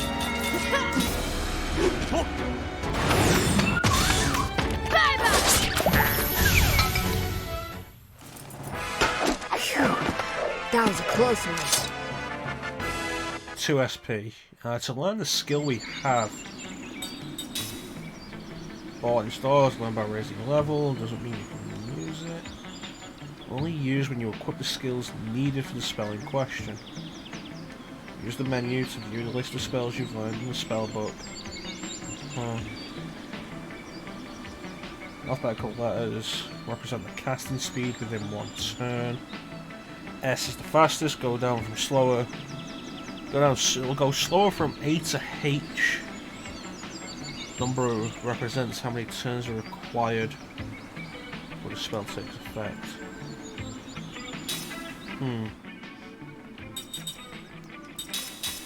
Let's see. 2 of 5. 2 of 5. Alright.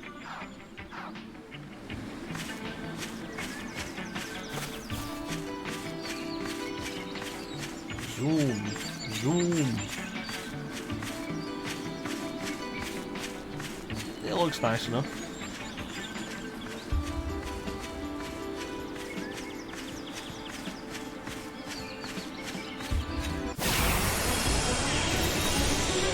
This does not look good! Alright. Oh, there's a bunch of them there. Can we do it?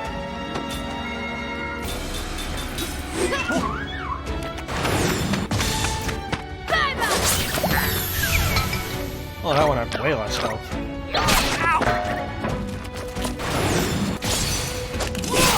That one also had way less health.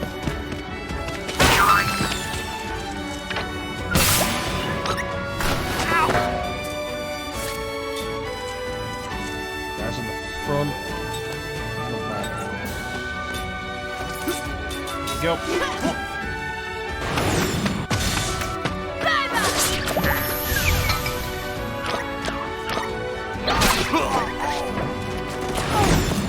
You know, I hadn't actually been paying attention to the individual health. What a waste of time. Well, we'll learn white magic at least. Oh, you know, I like that.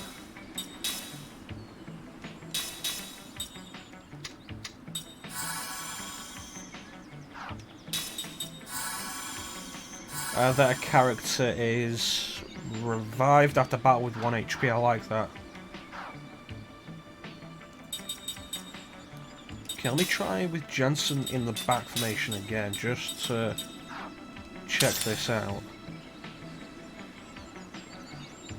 When it said you need to be in the formation, did it mean in the same row or just in the party at the minute?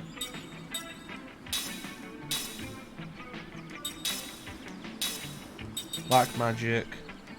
Set white magic. Set white magic. Learn black magic.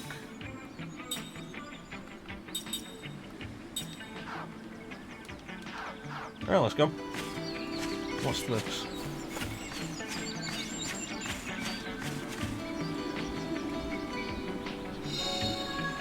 Mana herb.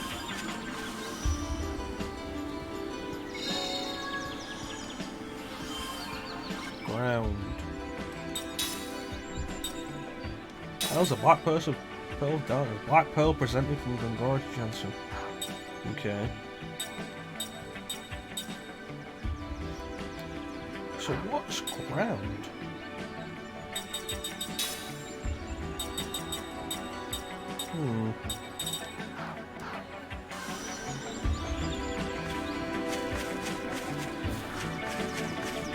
You know, it's interesting that the map doesn't stay filled out. It only shows what you can actually see.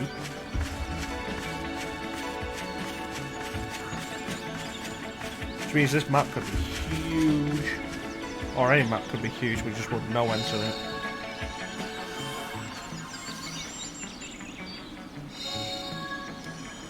Alright.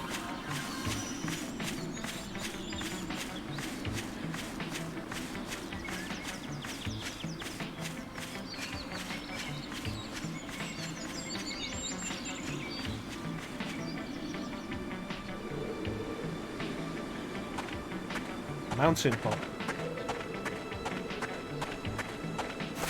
There's going to be a stopping off point. Nothing over here. You know what? That's actually not a bad looking background.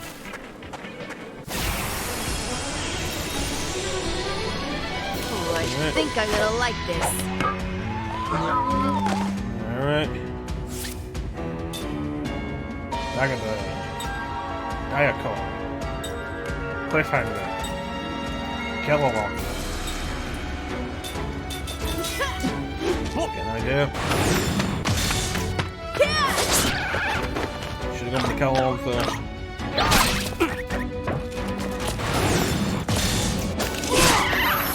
Okay, that was something.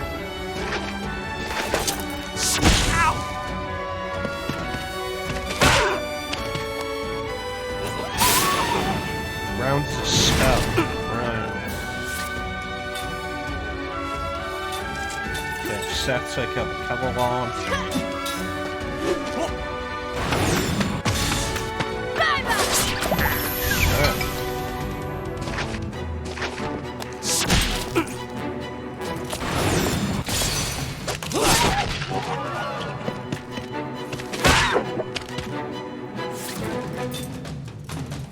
Looks almost dead.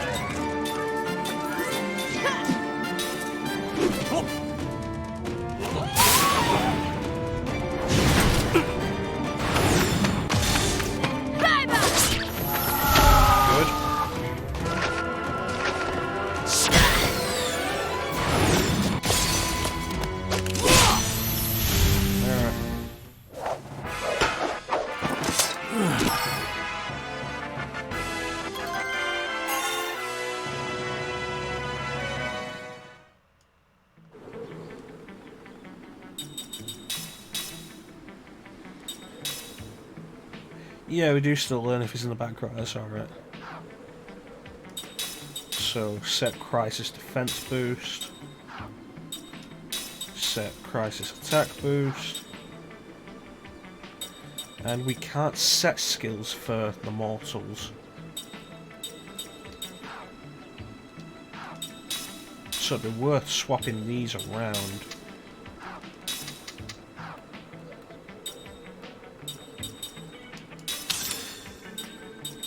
So we can learn the other ones. That seems good. Okay.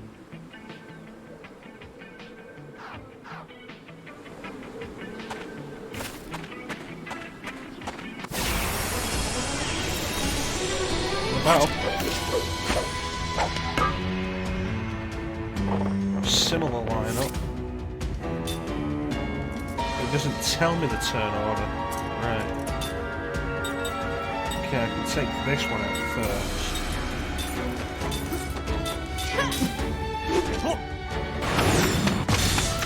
Good.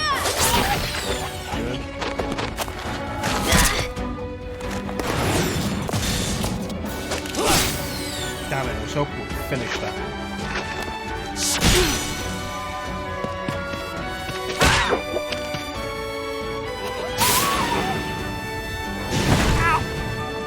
So magic, even magic,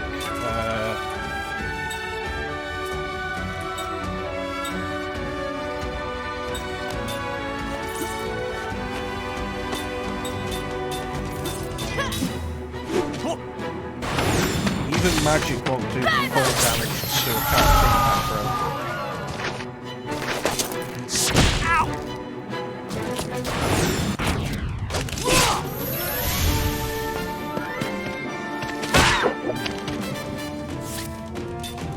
Everybody focus.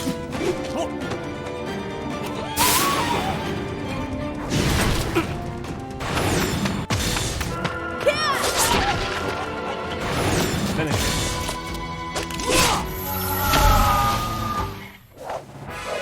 Like taking candy from a baby. Level up. And let's swap what we've got.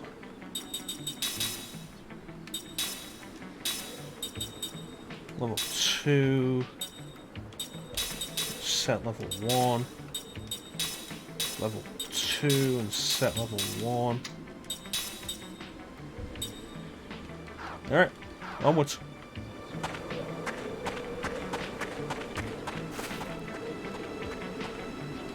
Interesting that there's nothing down here. It looks like there should be. Alright, let's head to the hut.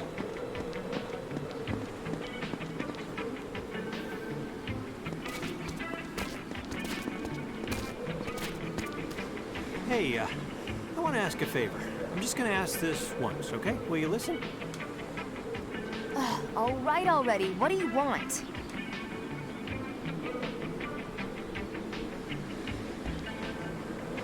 Whining. Okay. Is that all you can say? Can't we just rest in that hut over there? All you do is complain, complain, complain. I'm not like you two. I'm a normal human being. What should we do? Well, we'll take a rest. Let's rest. Thank you. Restore our HP for a bit. That'd be nice.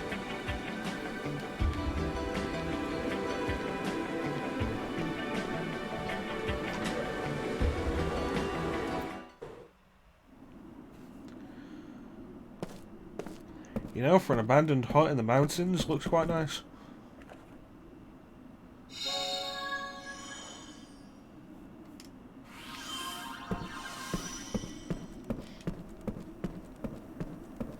Nice convenient save point. There's another pot over there that I didn't check.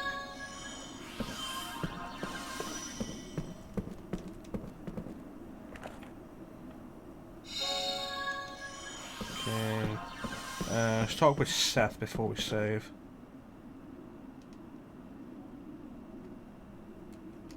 I should go upstairs then.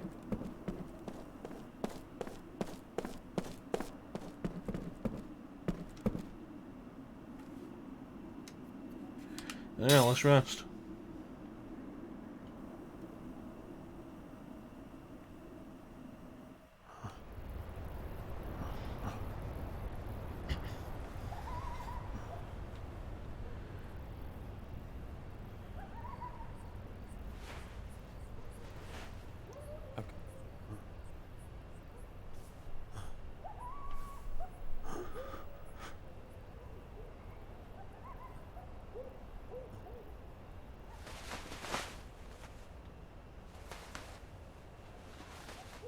Oh, this must be the Black Seed of Darkness that Jansen was given by Gongora.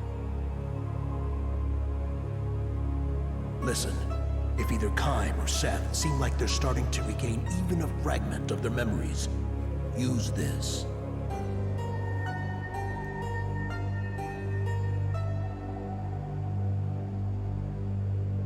What is it?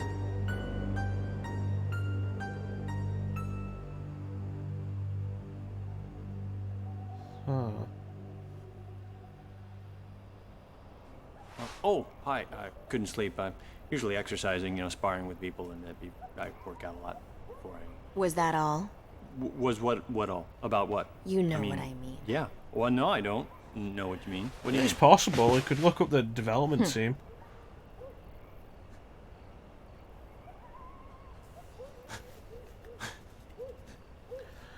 I mean, I think by this time, who were the developers of Shadow Hearts, actually? Let me look at this.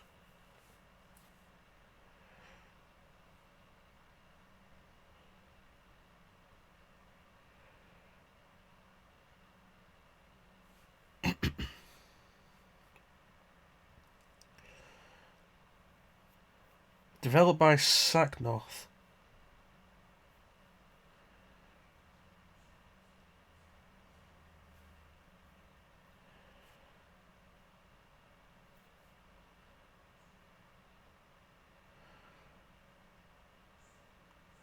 Defunct in 2009.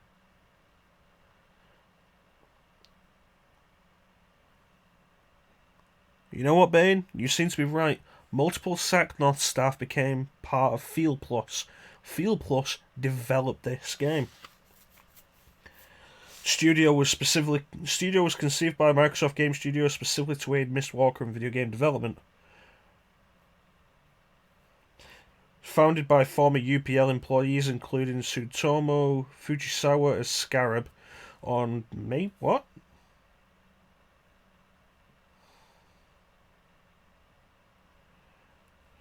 It was conceived by Microsoft to aid Mistwalker, but it was founded in 1992. Former employees of Nautilus and Square Enix later joined in. By September 2002, Cavia later to become AQ. Oh no, Field Plus was founded as Scarab. See this.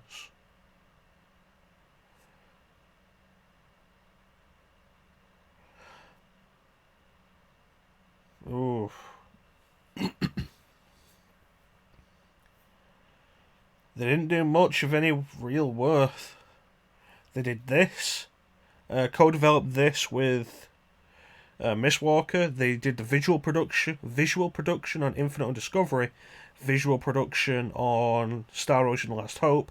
Co-developed 99 Nights 2. Did No More Heroes Paradise. They did Mindjack. And Moondiver, which I don't think I've heard of. It's a PSN XBLA game, which received mixed reviews. But yeah, it looks like multiple Saknoth employees did work on this. Yeah. And Saknoth was the company that developed Shadow Hearts, the Shadow Hearts series.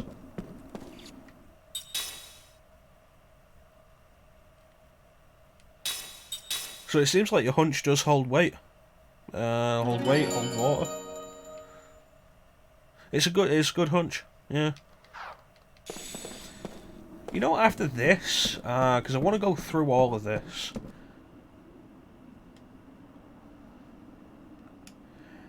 After this, maybe we'll get to Shadow Hearts at some point. Since we're actually going to do games that I've not done before.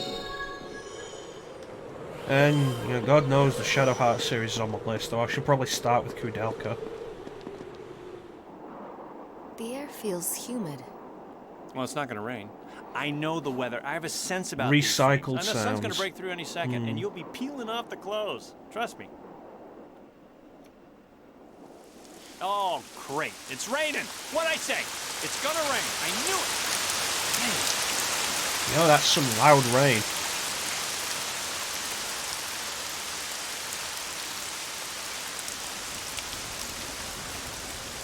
Meanwhile, at the Hall of Justice.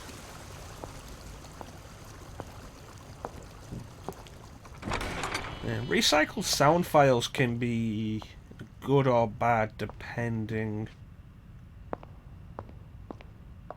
Reuse sound files for the sake of evoking nostalgia can be good.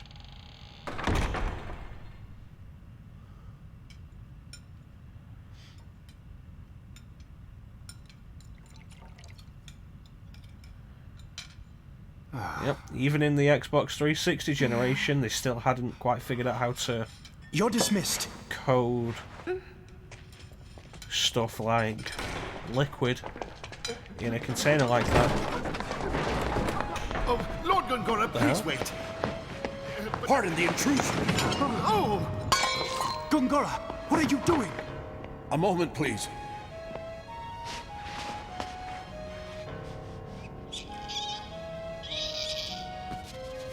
What is going on, Gongora? Answer me! The council has placed you under house arrest! Talk to the hand. Behold.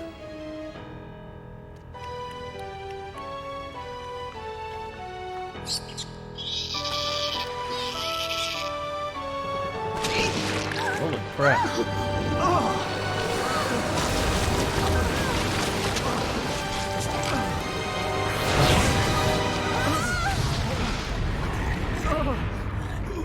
Gongora, what is the meaning of this?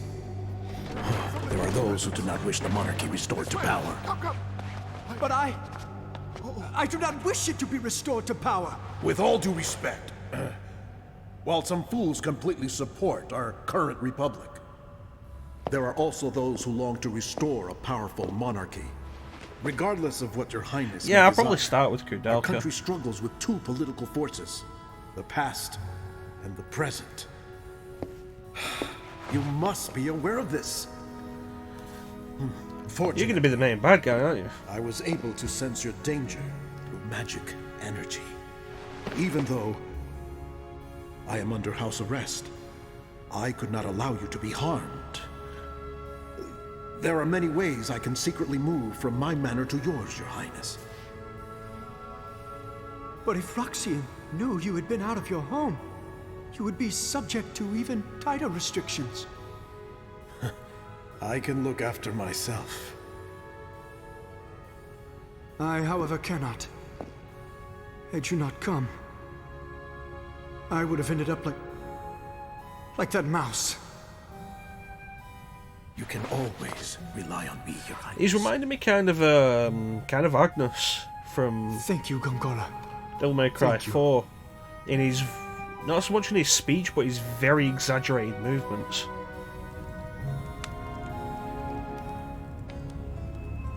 And let me guess, he put it there.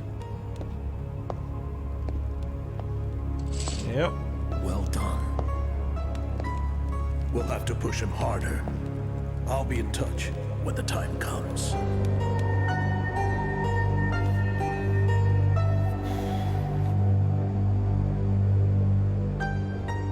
I suppose the most surprising thing here is that he didn't just kill her.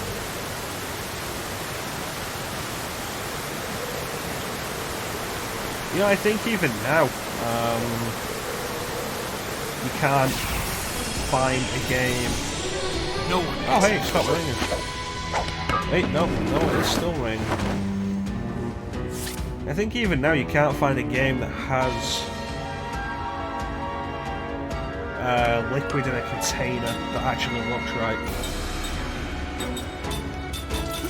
Take him down.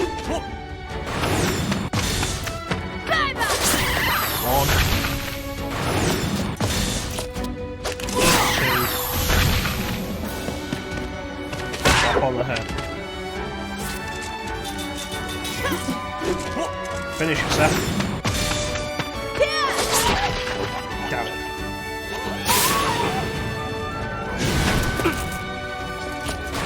You do love throwing rocks at me, don't you? Only the strong survive.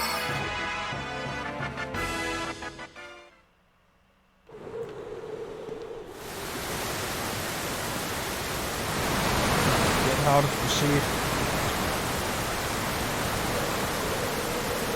Could it be this storm is unnatural?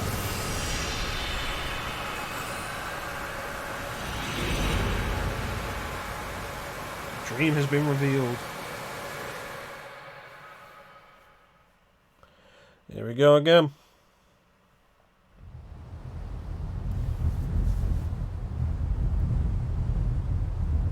The upstreamers.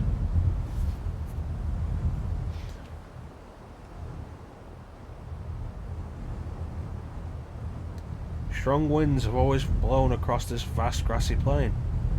Perhaps the area's topography has something to do with it, but the direction of the wind remains constant, irrespective of the time or season.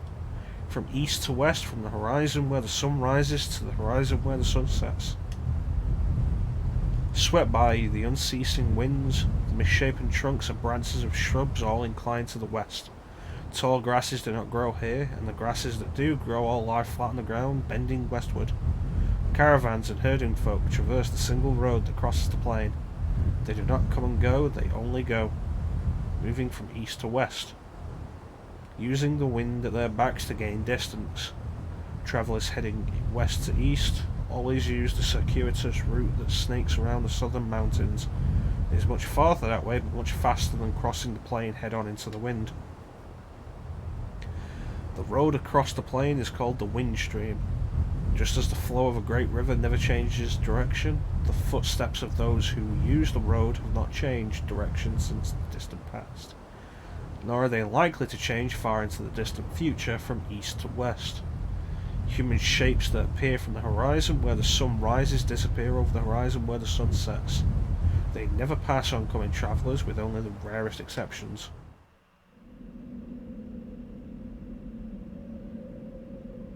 The first time she passed Kime on the wind stream, the girl was just an infant. So was my grandmother alive then? In response to the girl's untroubled question, Kime smiles and answers, "She was. And I remember what a nice old lady she was too." Looking back down the road, the girl points toward the line of hills fading off into the distance. My grandmother crossed 7 hills on her journey. Is 7 a lot? Uh-huh. Grandma lived a long time. Most people end their journey after 5 hills. The people they leave behind build a little grave where they ended their journey, and then they keep travelling. The girl points down at the ground where she is standing. "This is as far as I've come," she says with a proud, happy smile. The religion of the girl and her family professes a pious belief that if they devote their lives to walking eastward against the flow of the wind stream, they will arrive at the easternmost source of the stream itself. People call believers in that religion the upstreamers. The word carries a hint of fear and sadness, but also a trace of contempt and scorn. The upstreamers are devoid of worldly desires. They live their lives for no greater purpose than travelling eastward on foot. They are free of doubt. They give birth to children en route, and they continue the journey while raising their children.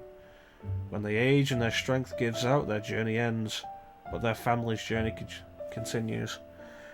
From child to grandchild to great-grandchild, their belief is carried on. The journey of this girl's family was begun by her late grandmother, who began walking from the wind stream's western verge with her son, who was then the age the girl is now. The upstreamers do not walk for the entire year, of course. During the season where the winds are especially strong, from late autumn to early spring, they take up residence in various post towns scattered across the road and earn day wages by performing tasks the town folk themselves refuse to do. Some upstreamers choose to stay in the towns, while others conversely take townspeople with them when they return to the road in the spring. These are people whom they have fallen in love with during the long winter, or boys who dream of travel, or grown-ups who have grown tired of town life.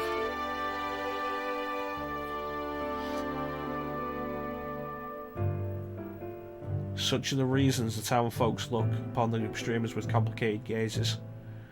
The little girl's mother was one of those who joined the journey midway, and the girl herself some years from now might fall in love with someone in a post town somewhere. She might choose to live in the town, or she could just as well invite her lover to join her on the road. She has no idea at this point what lies in store for her. The girl's father calls out to her. Time to go. Their brief rest is over. She seems sorry to leave and stands up reluctantly. Too bad, she says. I wish I could have talked to you more. But we have to get to the next town by the time the snows start. Constantly exposed to headwinds, her cheeks are red and cracked, her lips chapped, but her smile is wonderful as she wishes Kaim a safe journey. It is the serene smile of someone who believes completely in the purpose of her life without the slightest doubt. Will I see you again somewhere, she asks. Probably, Kaim answers, smiling back at her, but you can never match that smile of hers. He is now in the midst of a journey that will take him beyond the western end of the wind stream. He heads to the battlefield as a mercenary, and by the time the western battle is over, a new battle will have begun in the east. It will be a long, cruel journey with nothing to believe in. When he meets the girl again along the way, Kaim's smile will have taken on even more shadows than it has now. Perhaps as a parting gift of sorts, the girl sings a few short lines of him. This wind, where does it blow from? Where does it start its journey here? Does it come from where life begins, or does it begin where life ends? Goodbye then, the girl says, trudging on one laboured step at a time, hair streaming in the headwind. 10 long years have flowed by when Kaim next meets the girl. It is spring, when the grassland is dotted with lovely white flowers. She has become the wife of a young man who does tailoring and shoe repair in one of the post towns. This is my third spring here, she says, patting her swollen belly fondly. In a few days, she will give birth to a child. She will become a mother. And your parents? Kaim asks. She shrugs and glances eastward. They are continuing their journey. I'm the only one who stayed on here. Kaim does not ask why she has done this. Continuing the journey is one way to live, and staying in a town is another. Neither can be judged to be more correct than the other. The only answer for the girl can be seen in her smiling face. But never mind about me, she says, looking at him suspiciously. You haven't changed one little bit from the time we met so long ago.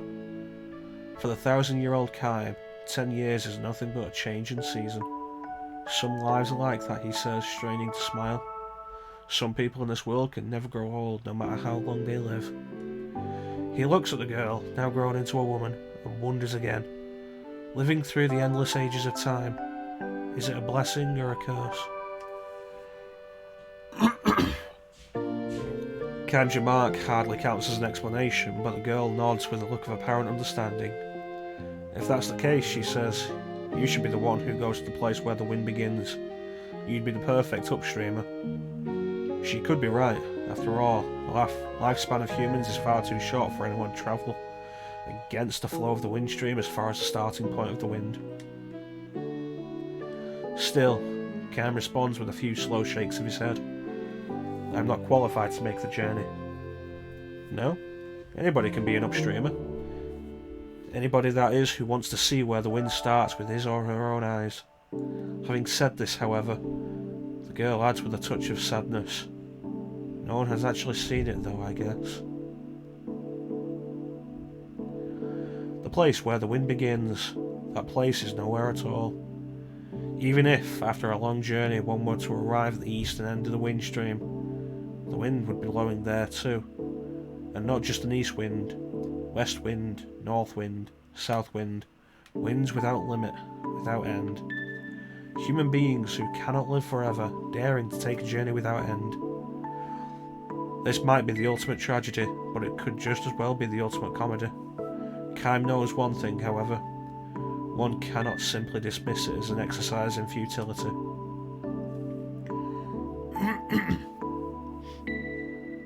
How about you? He asks the girl. Aren't you going to continue the journey soon? She thinks about this for the space of a breath, and caressing her swollen belly, she cocks her head and says, I wonder. I might want to go on living the way I am now forever. Or then again, I might feel that desire to reach the starting point of the wind. All the upstreamers, without exception, say that you can never know what might trigger a return to the journey. One day, without warning, you slough off the town, the entire town life, and start walking. It is not always a matter of running into an upstreamer and being lured back to the road. Plenty of people set out on their own all of a sudden. The teachings of the upstreamers say that all human beings harbour a desire for endless travel. They are probably not aware of the desire because it is stashed away so far down in the breast that it is deeper than a memory. The instant something brings it to the surface, a person becomes an upstreamer. Even you have the desire, the girl says to Kaim. I wonder. It's true, she says, no question. The look in her eyes is as straight on and free of doubt as it was the last time he met her. Fixing him with that look, she points to her own chest. I haven't completely lost it myself, but I'm sure you're happy with your present life. Of course I am. Do you really think the day would come when you will want to set out on the journey, even if it means giving up that happiness? Instead of answering, she gives him a gentle smile. Many years flow by, but every now and then, something reminds Kaim of the girl's words, that everyone harbours a desire for endless travel. For Kaim, living itself is a journey without end. In the course of his journey he has witnessed countless deaths. He has also witnessed countless births. Human life is all too short, too weak and fleeting. Yet the more he dwells upon its evanescence, the more he feels, inexplicably, that such words as eternal and perpetual apply more properly to life, finite as it is, than to anything else.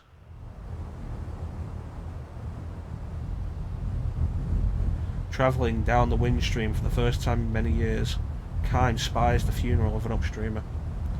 A young boy in mourning dress stands by the road holding out wildflowers to passing travellers and urging them to offer up a flower to the noble soul who has made the long journey this far. Kaim takes a flower and asks the boy, Is it a member of your family? Uh-huh, my grandma. The boy nods, his face the image of one Kaim knew so long ago. The old woman lying in his coffin must be the girl. Kaim is sure of it. Grandma travelled a long, long time. She brought my daddy with her when he was just a little boy. You see that hill over there? She started walking from that way, way beyond it, and she got all the way here. So the girl must have set out on her journey after all. Turning her back on the town life, leading her child by the hand, she trod her way along the endless journey. Her wish to aim for the place where the wind begins would be passed on to her child, her grandchild, and on through succeeding generations. To head for a land one could never hope to reach, and to do so generation after generation, this is another endless journey. Is it a tragedy? A comedy? Perhaps the serene smile on the face of the old woman in the coffin is the answer. Kaim lays the flower at her feet as an offering. The family members who have travelled with her join together in a song for the departed. This wind, where does it blow from? Where does it start its journey here? Does it come from where life begins? Or does it begin where life ends? The wind blows. It sweeps across the vast grassland. Kaim takes one long, slow step towards his destination. Have a good trip, calls the boy. Red and cracked as the girls were so long ago, his cheeks soften in a smile as he waves to the departing traveller. The end.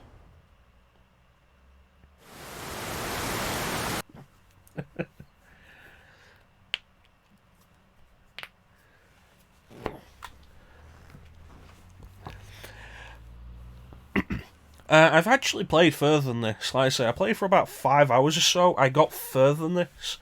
I'll point out the point. I'll point out the last point I remember playing before I just stopped. But so far, the opinion's good. The mechanics are interesting. I like the idea of the immortals plus the mortals. The story is intriguing with the idea of, rather than just one character being immortal who has lost his memory, multiple characters are immortal and they lost their memory at the same time. It's interesting. The mechanics of immortals learning skill from mortals is interesting. I think the 1,000 Years of Dreams is a fascinating idea. And I'm really enjoying that. If you do pick up a 360 or if you pick up an Xbox One might not be a bad idea. If you can grab one in Black Friday coming up soon, I'll lend you the game. Because I actually have this physically and digitally. Because I bought it physically because, like I said, this was one of the games for the 360 I was really after when I got my 360. I got it digitally for free. When Microsoft made this game backwards compatible on Xbox One, they gave it away for free. Because this was the first game on backwards compatibility for Xbox One that was multi-disc. Before this, none of the games that were backwards compatible had more than one disc. This was the first one that was multi-disc. And to celebrate that they finally got a multiple disc game on backwards compatibility, they offered it for free. I didn't have an Xbox One at the time, but you could just grab it off Xbox 360, so I grabbed it digitally for free. So I've got it digital and I've got it physical. So if you pick up a system to play it on, I'll lend it you.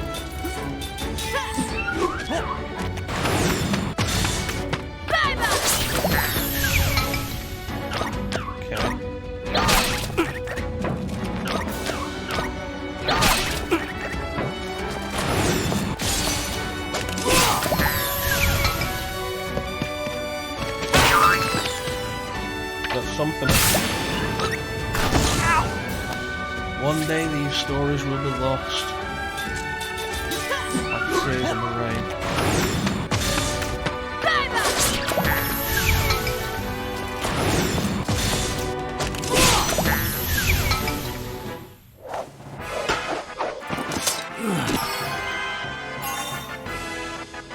Awesome.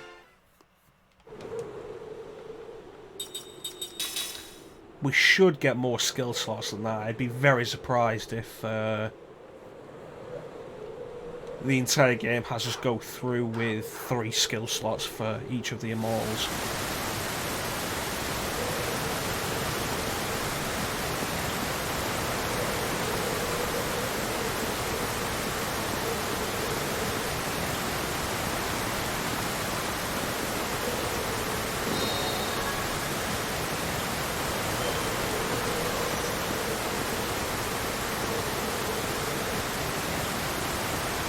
Now we're not running against the wind anymore. That stopped all of a sudden.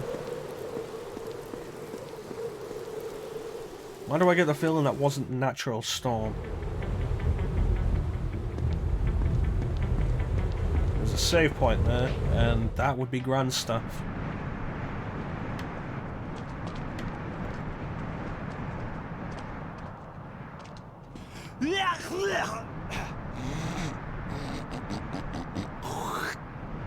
Ugh, that's nasty. Cover your mouth. Ooh, I'm freezing here. Hey, turn around. Okay. Whoa, what a view. To a kill. Whoa, what is that? The Grand Staff. That little bushes. Oh, that Grand Staff. That light has got to be magic energy. The staff must be leaking. I've seen that. I've seen that somewhere. Seen it? Where?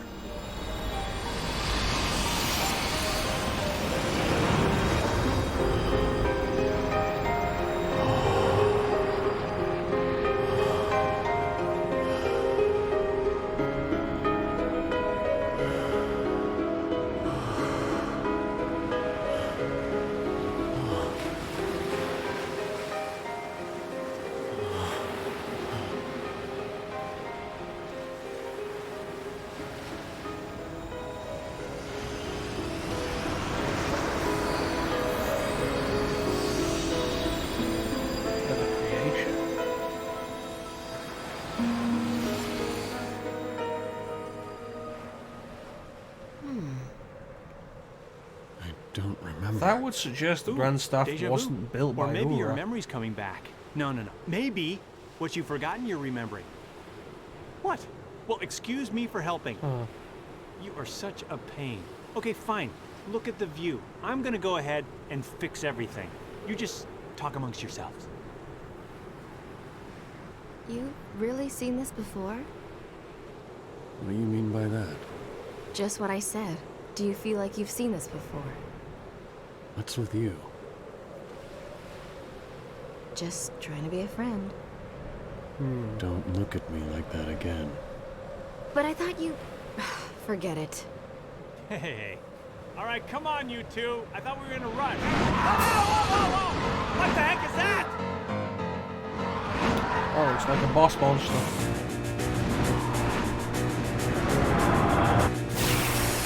And the save point was behind the boss monster. This does not look good. There. Hold him back.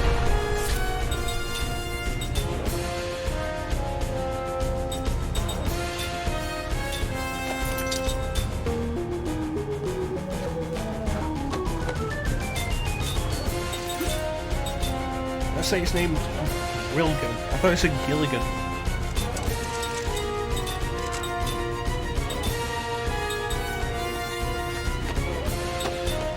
Well, let's do this.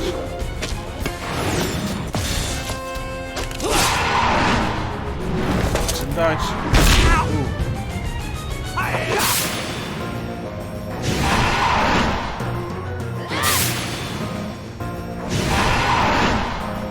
Yeah, so Jansen's definitely better than that. Let's do it this way.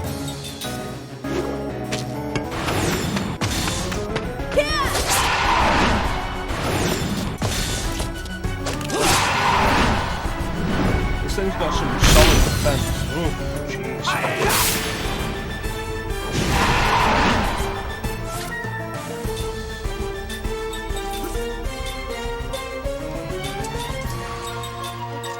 Let's do this. Hope this one. That was a bad idea. Should have used light instead. Okay.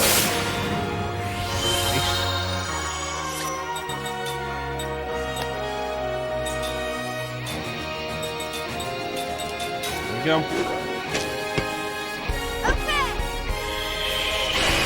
Be aware of cast times.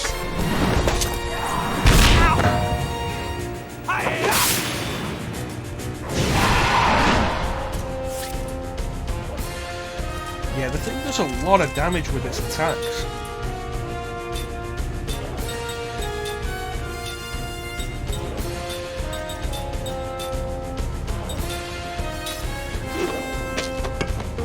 Okay. It's not much.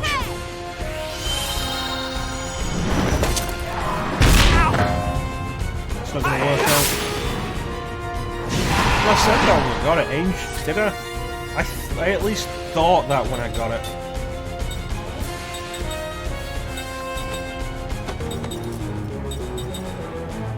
Healing medicines in there, I don't care.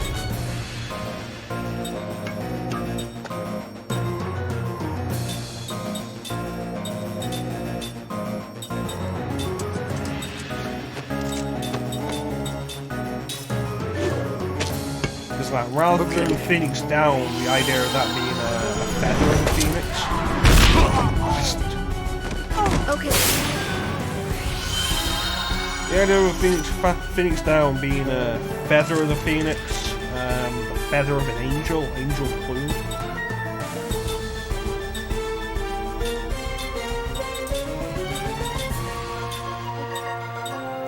Damn it.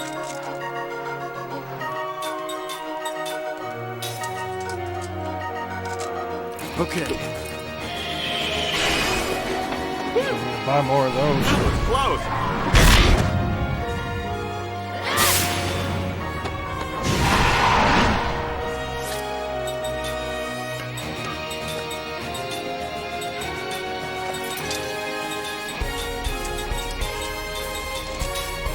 Yep. What the fuck?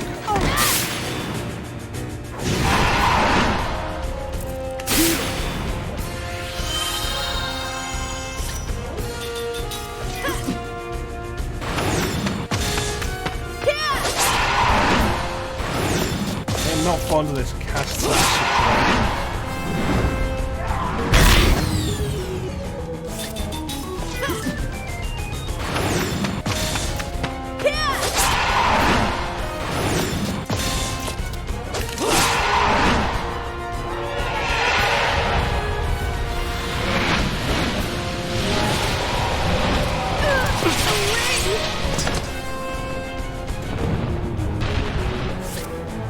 This might just be a wash.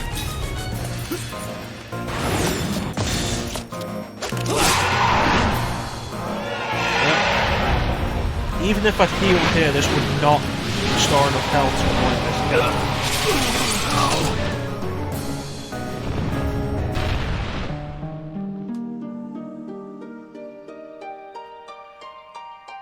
The save point is right next to the damn thing. When was the last checkpoint? Last checkpoint, the save point? Okay, you know what? I like that, it's not bad. How are we for health? That's not bad. Disappointed with the ending? Or disappointed with the game overall after that? Yeah, I like this as modern convenience. Retrying from either the entrance to the screen or just beginning from the boss battle. I like it as a modern convenience because going back to the title screen and reloading and then playing from the last save point was never not irritating. Got an idea for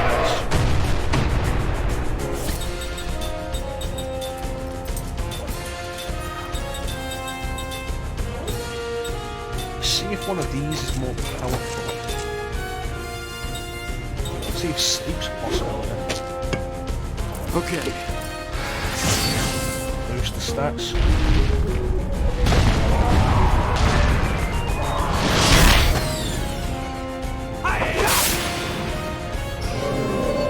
Oh.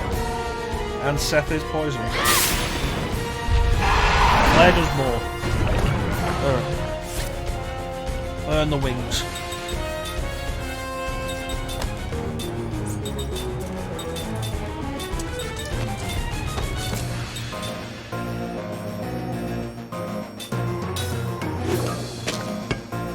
Okay.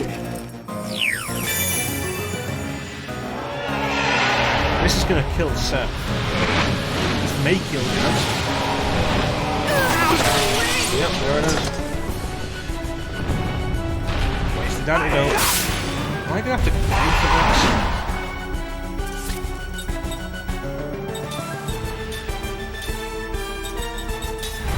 I didn't want to defend, damn it. Okay. Sorry about that.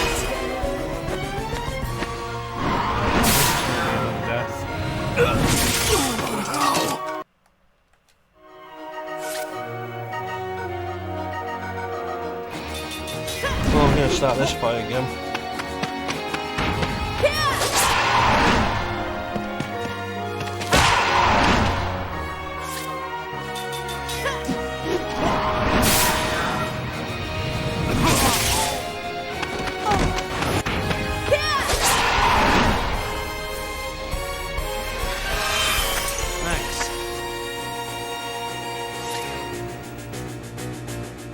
immortals get back up. I forgot about that.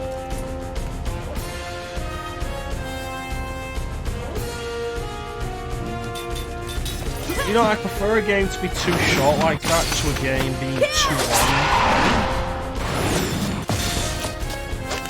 I understand your point, but finish that. I understand your point, but that was a lot of damage to poison.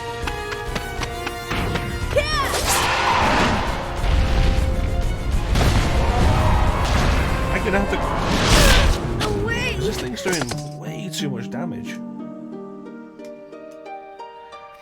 Yeah, I understand your point, but I'd rather be left wanting more than not finish the game because I got tired of it, if you get what I mean. And I feel like that's definitely a problem in this day and age, not finishing the game because I'm tired of it. A lot of games these days are way too long. If it's a fight you want, you got it.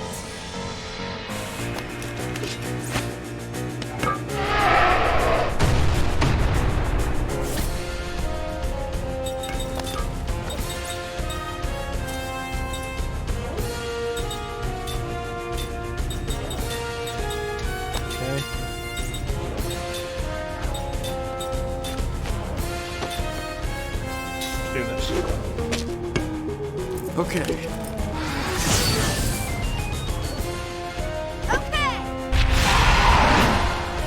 You know, I hope damage up doesn't mean that I've increased the amount of damage that I'm just going to do.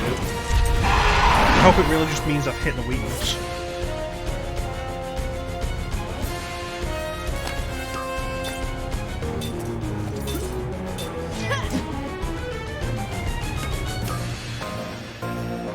Right, it feels like the story wasn't fully fleshed out, right. Oh, I get you. Okay, let's play this safe then.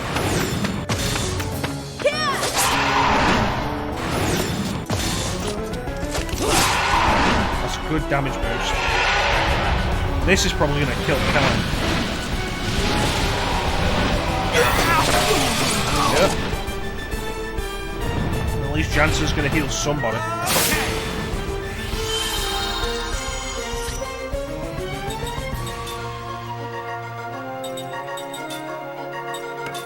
And then have you cast fire again. Come on, we're back up in a minute.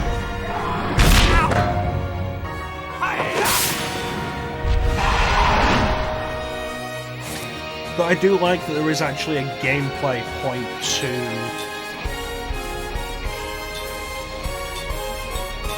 immortality.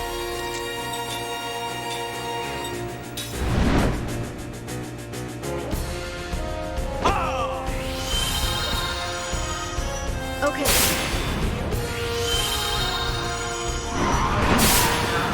Trophies are never a selling point for me. Like that. Thanks.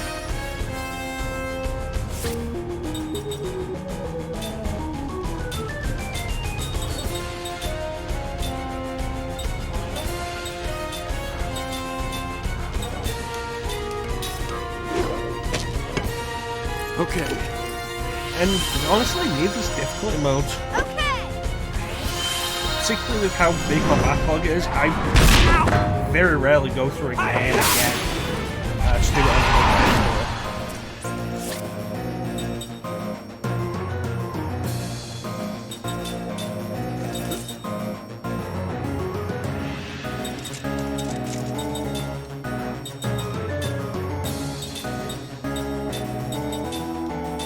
heal yourself.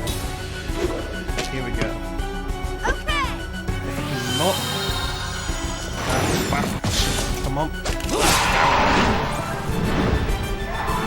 Of course you go, Jansen.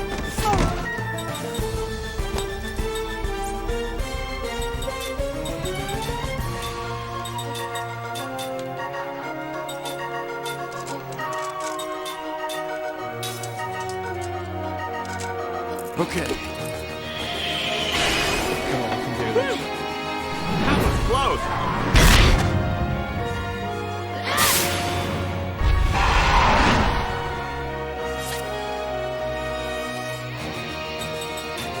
You know, I really wish there was more I could get out of healing with this. Since to use the spell takes longer.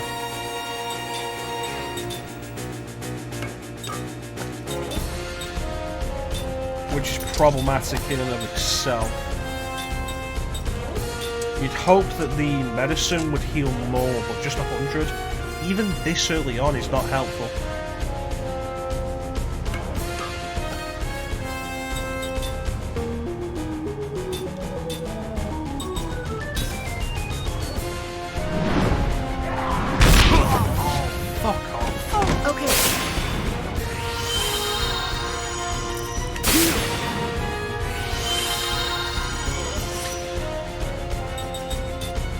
I should hit one guy and try and heal.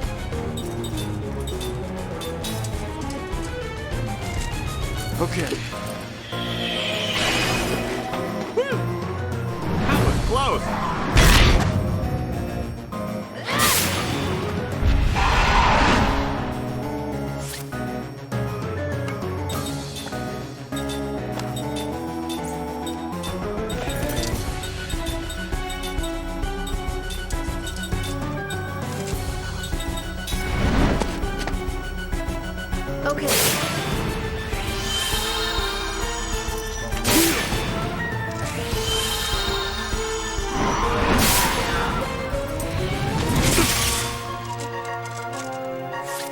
Low on MP.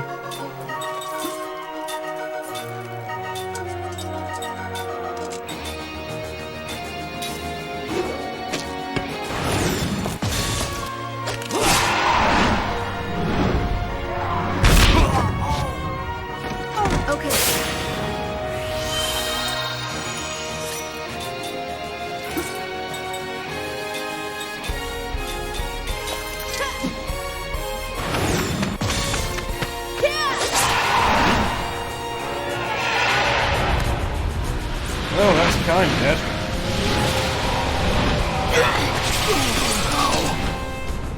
We're gonna have to grind for this, aren't we?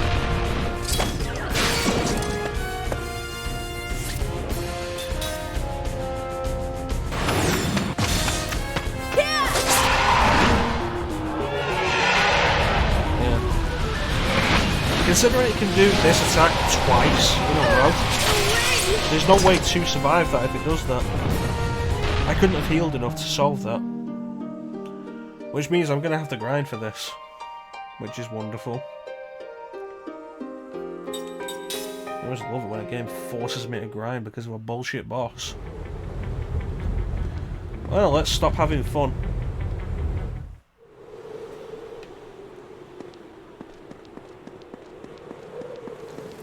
What's this?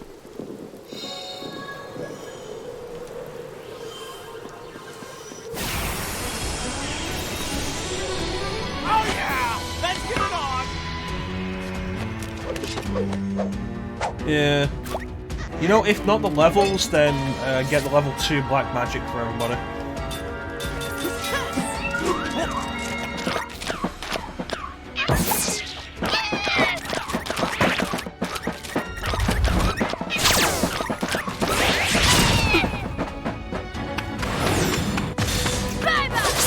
I think my favourite JRPGs are the ones that don't require that much grinding. And certainly not this early on.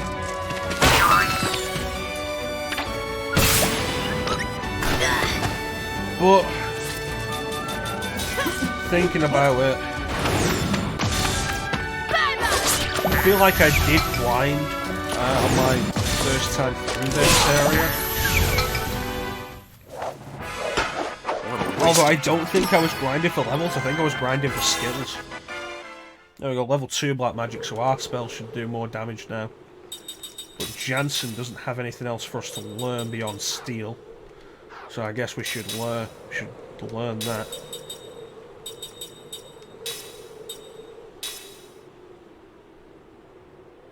Up to level 2.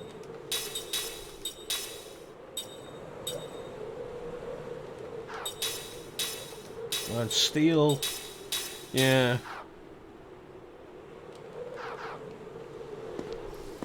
Yeah, I could see that.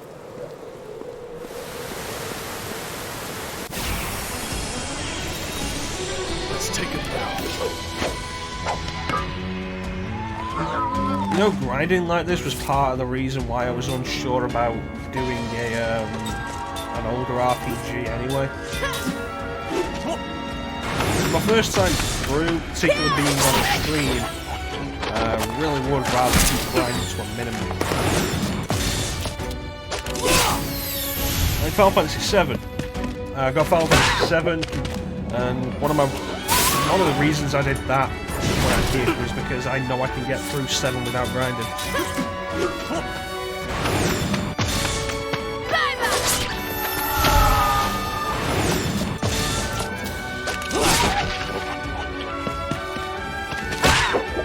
Take a look at what level we're at now.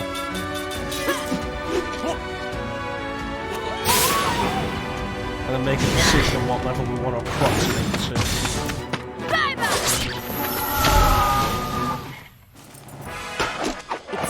Oh, that reminds me.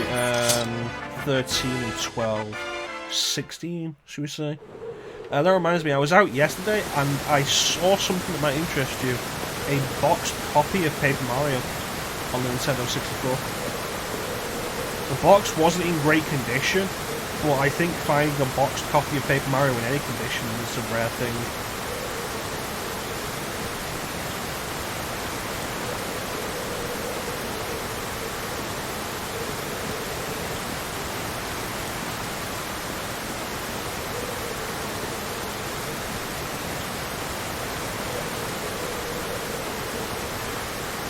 You know, having a slow walk through this is going to be really irritating on the way back.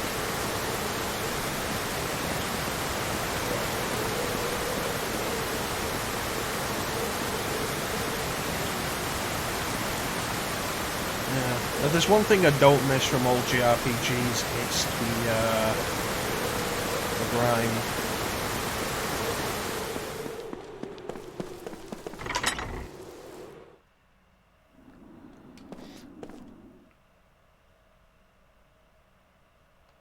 Might as well rest up. It didn't have a price on it. I don't think it had been properly stocked yet. It was at Rewind though. They had it under their desk and I noticed it while I was there.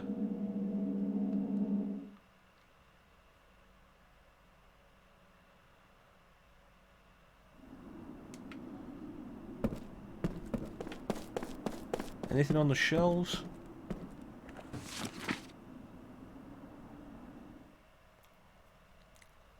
You do miss the grind?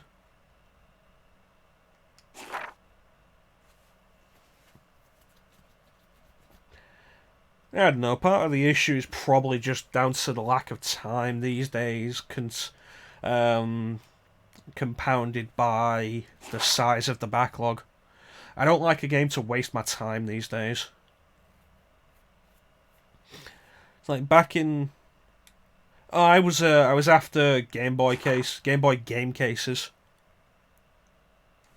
Actually got one right here. Game Boy game case.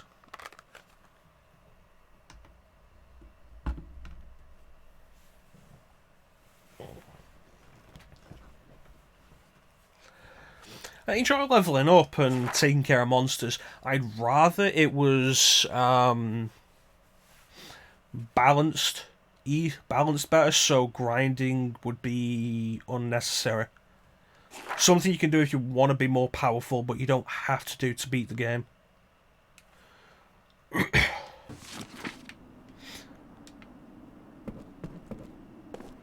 50p for 2.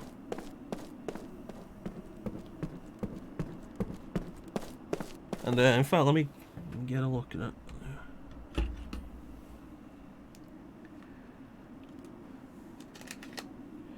So if you can see there, looks like an official Nintendo one. Got the proper Nintendo marking. Not like it really matters that much whether it's an official game case or not, but 50p for an official one, not a bad price. Stand that back up.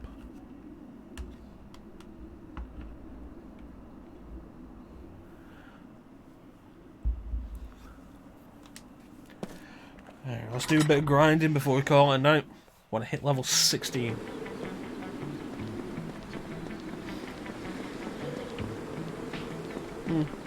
Yeah, grab him.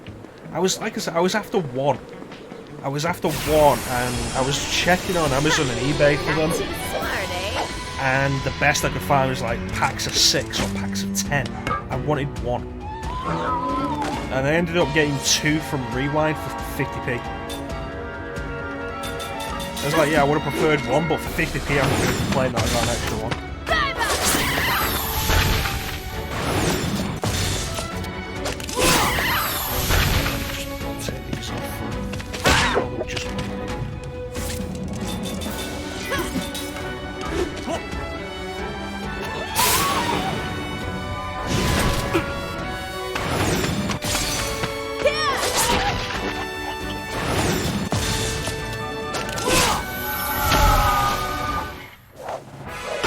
It's been a while since I've been in there because they changed the bus routes now.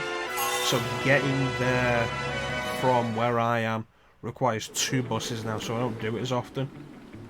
They've rearranged a bunch of the stuff, and I didn't look in the Super Famicom stuff actually. I took a quick look in the N64 stuff and the Game Boy stuff.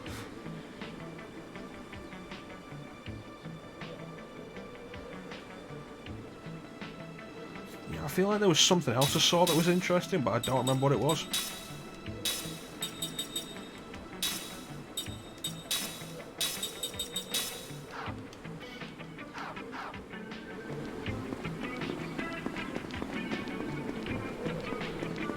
Yeah. You know, these days, if I'm doing grinding like this, what I'm likely to do is put on a podcast while I'm doing it, or just get a YouTube video on.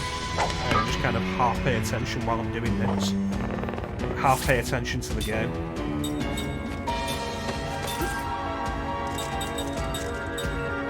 Oh, it's in the front. Take that out.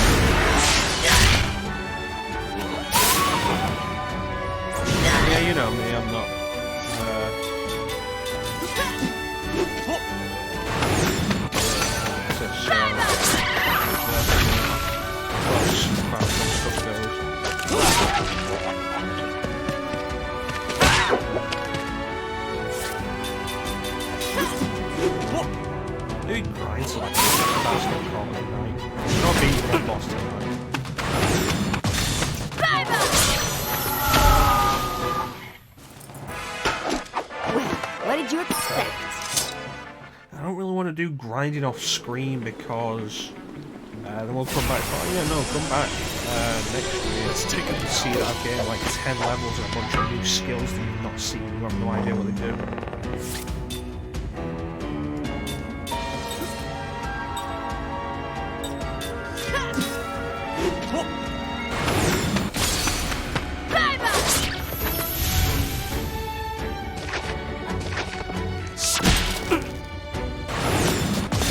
I think, you know what, I was kind of debating the idea of a blind playthrough of a game I've done before. I'm thinking about changing that idea up to 2 blind playthroughs, alternating, with one being an RPG and one being not an RPG. Well, we learned factual analysis really quickly. There's nothing else we can learn right now.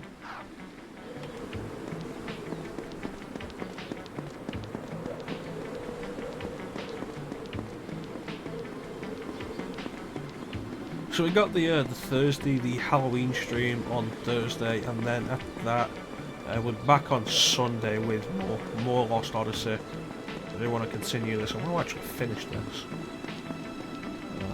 All 4 discs.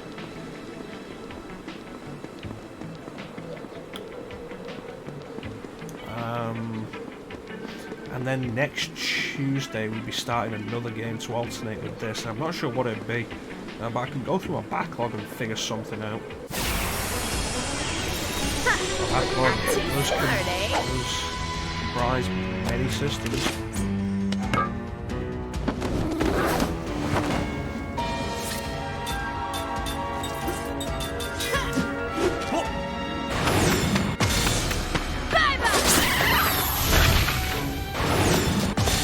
Yeah, this is the decent place.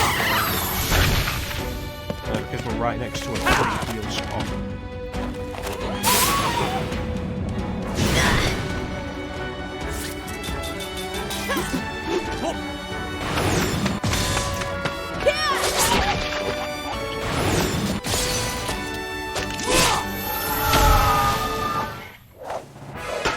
What a waste of time. Yeah, I know what that's like. All of me is less pickups in bag, or more just stop buying stuff. Although at this point, I need to stop myself buying hardware more than software. I'm holding out for Black Friday in a minute. I'm hoping there'll be some good game sales on there. Mostly on Switch. I'm hoping that Switch will have a decent sale. like this. Or there'll be decent prices on Switch stuff. Try and pick up some of that. But beyond that, like, I have no real plans to pick anything new up.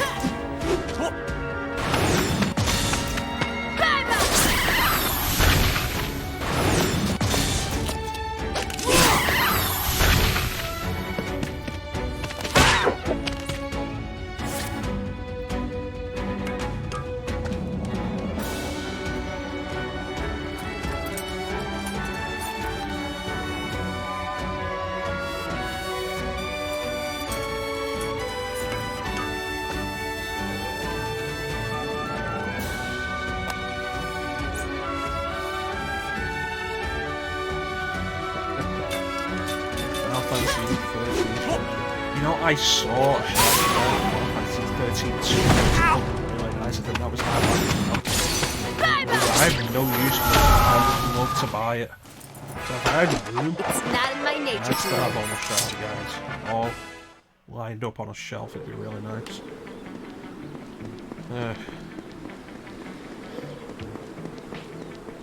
But yeah, we were on a retro kick for a while. I think we might call an end to that now with this particular retro. Let's get it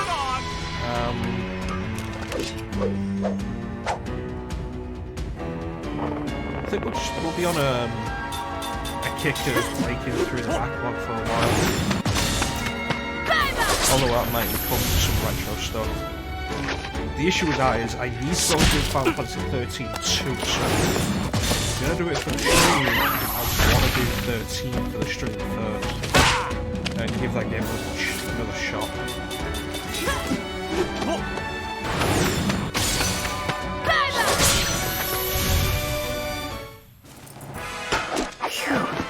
That was a close one.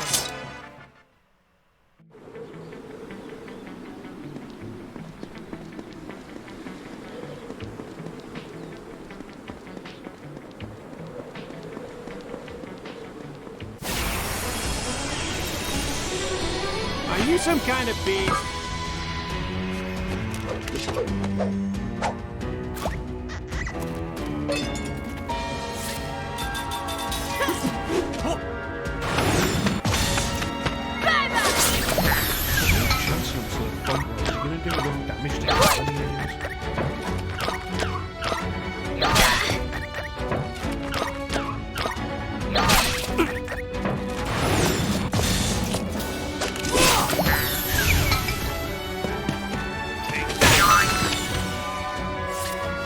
That was definitely pretty good.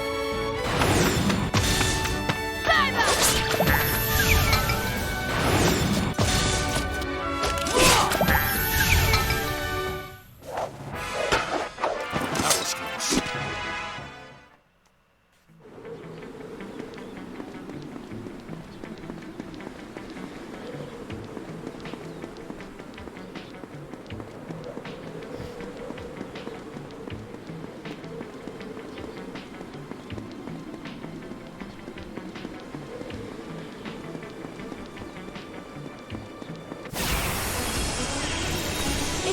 fight you want, you got it.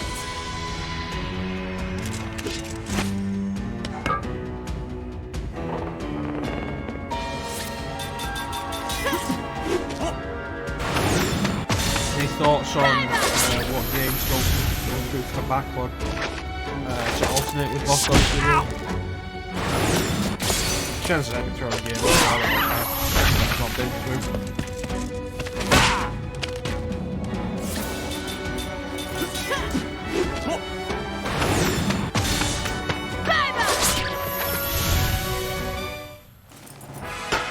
It's not in my nature to lose. It'd be good to get back into RPGs again, actually. We focus on this for a while.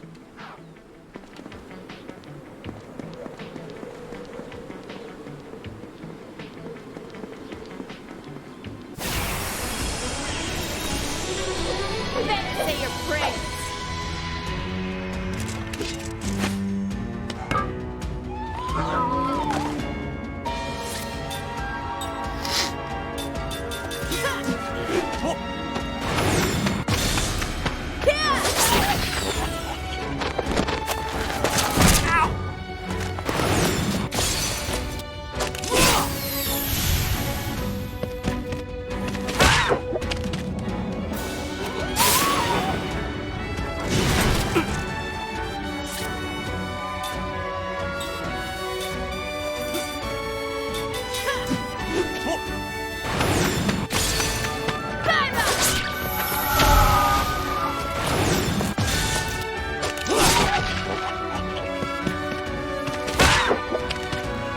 For a second, while I was considering what to do today, I did actually consider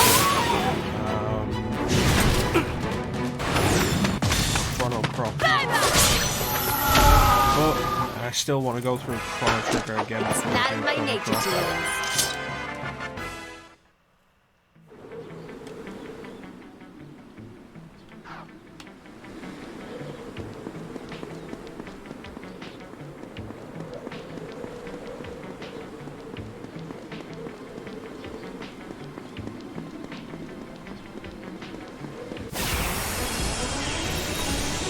No one gets in the way.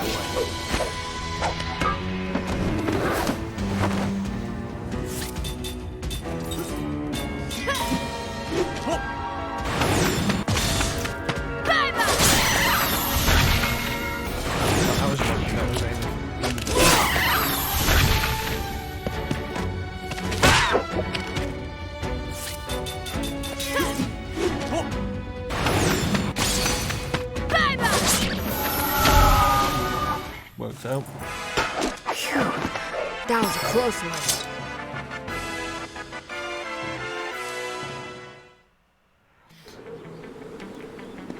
Seem to be doing fine at the minute. It's probably something best discussed privately, actually.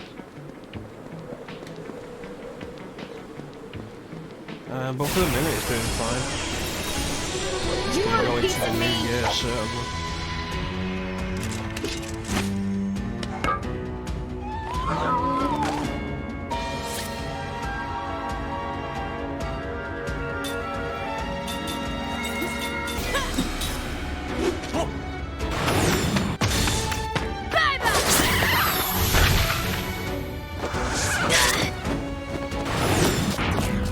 You see, that's certainly a thing where, the enemies are doing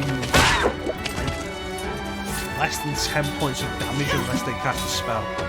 And then the boss comes along and standard attacks and over 100. It's like, that seems kind of inconsistent.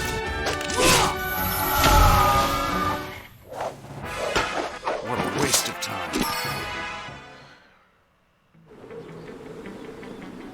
How close are we to leveling up? Jeez. Another 14 minutes of this and we'll call it.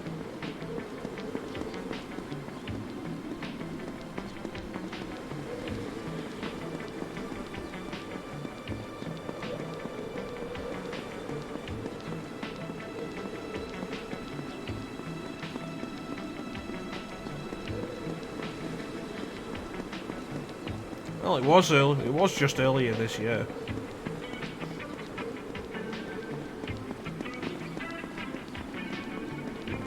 Things have changed since then. Although honestly, if you want the details on that, you'd be better off asking Chris than me.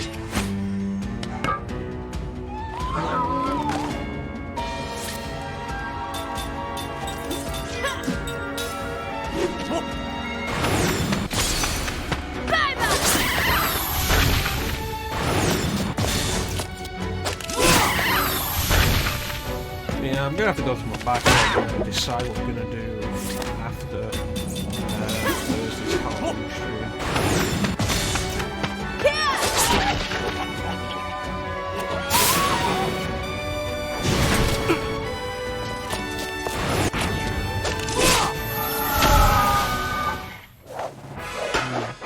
That was close.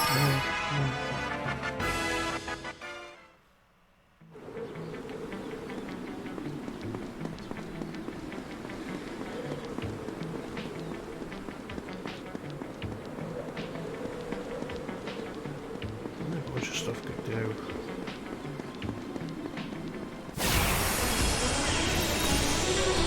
Out of my way! Yeah, nightmare creatures could be a good idea.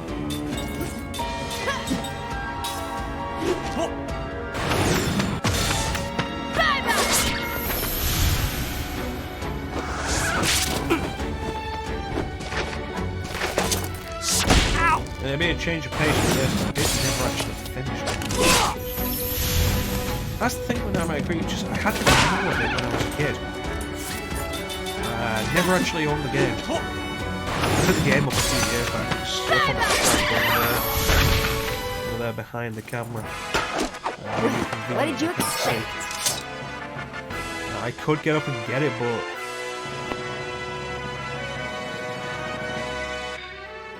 it's either behind the Mega Man amiibo or behind the Luigi amiibo. It's behind an amiibo, and I'm not getting up to get that from behind an amiibo. Picked it up. I think I played through the first level and put it down again. I was like, I'll continue this later, and then I never actually did. But I never did finish Nightmare Creatures. We could do that. I think I'm gonna like this. As an idea to continue going through games that I've never done, never actually finished.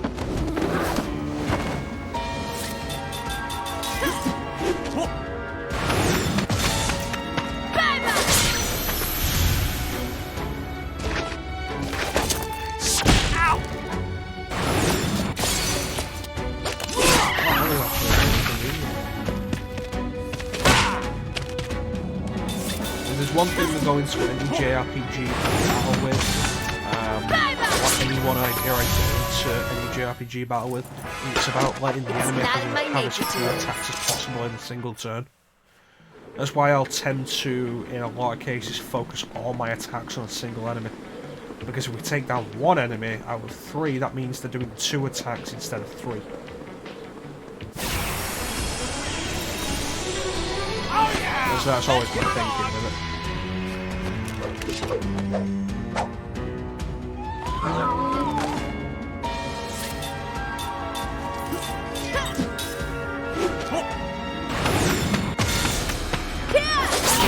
Yeah, could do Nightmare Creatures, should be an interesting one.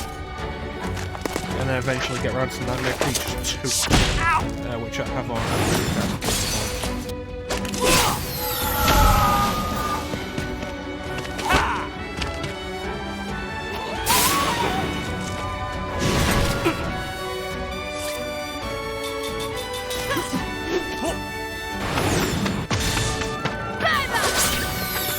Interesting to think of the some of the games like Lost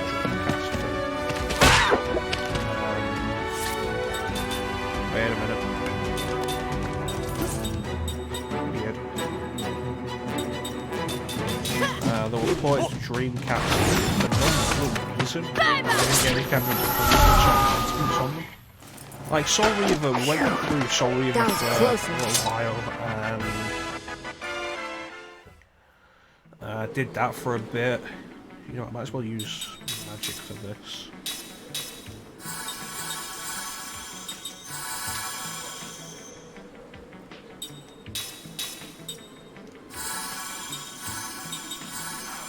I went through Soul Reaver for a little while on Dreamcast, and while I wasn't overly happy with the way it controlled due to the changes in the controller, graphically it looked somewhat nicer than the PlayStation version. They redid all the models and the FMVs of the Dreamcast Spider-Man game. Do you want a piece of me? Ported out from PlayStation. Resident Evil 2 and 3 on Dreamcast look better than they do on PlayStation. They're a higher resolution. Models are cleaner and they have the extras.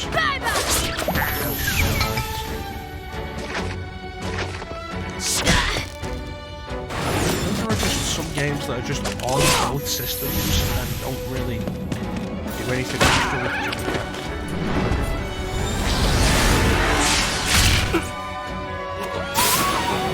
See, that rapid descent looked like it should have been a really powerful attack. 3. Like, you can't trust this idea.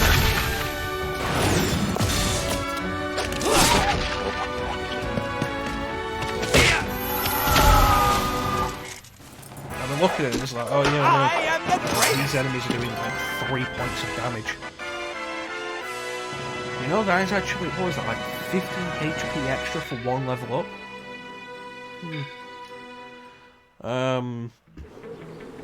Yeah, these standard monsters are doing like 3 HP worth of damage with their special attacks. Go up against the boss and it's doing over 100 with the standard attack.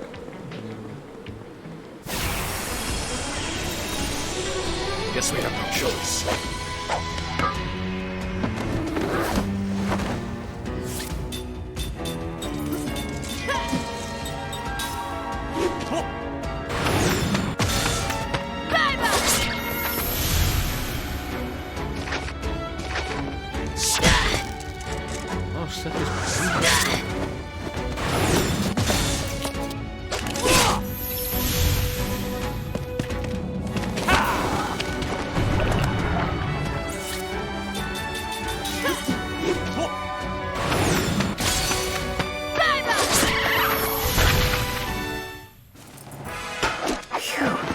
That was a close one.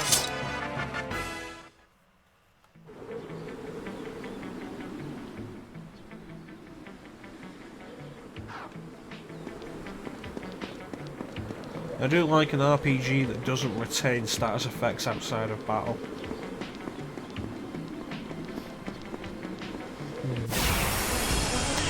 Yeah, Nightmare Creature, though, we do that for the game we're going to alternate with this, that won't be until next Tuesday. We've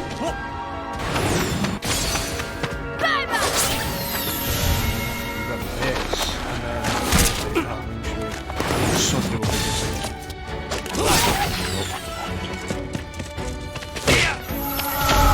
Oh, Jansen's actually doing enough damage.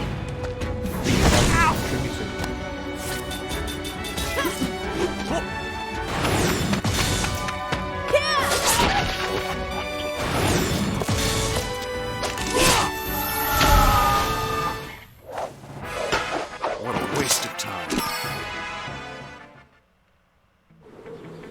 Do I have enough to make another ring? I do.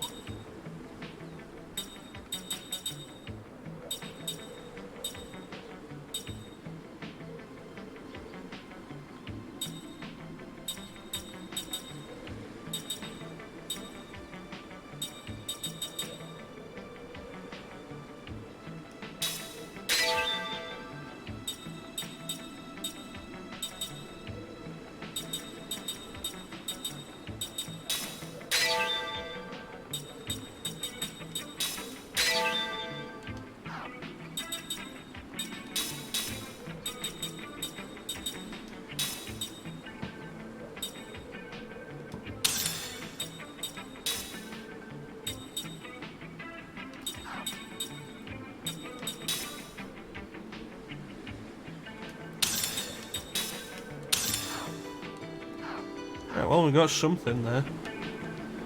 And now Jansen has a ring equipped, so he can have access to the ring system. No one gets in the way.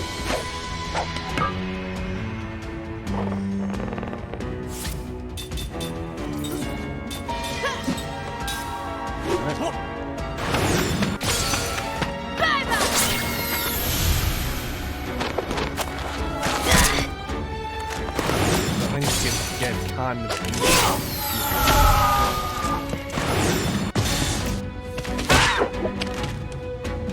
we get the perfect use more damage to the beasts.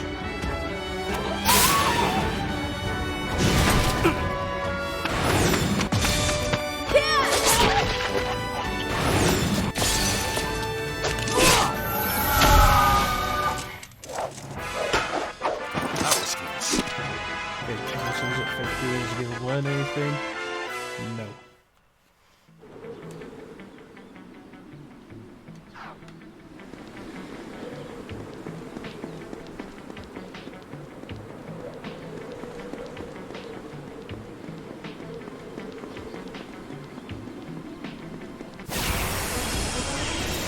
If it's a fight you want, you got it.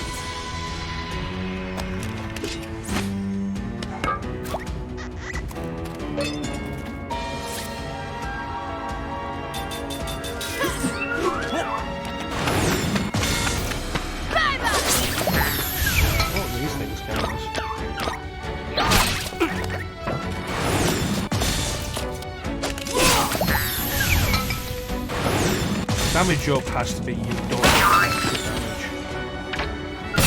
These things are weak to work. Damage up has to be you don't extra damage.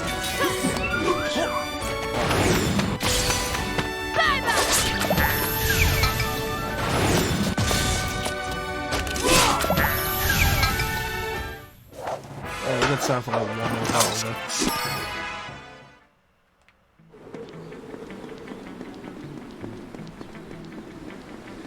Rest and we'll save.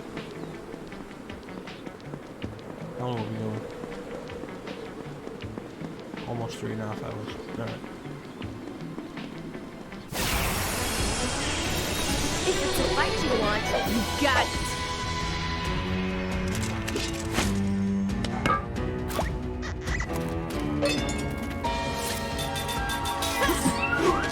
One more for the road. So getting the bad means that we don't get an attack, we just don't get the effect of the wave.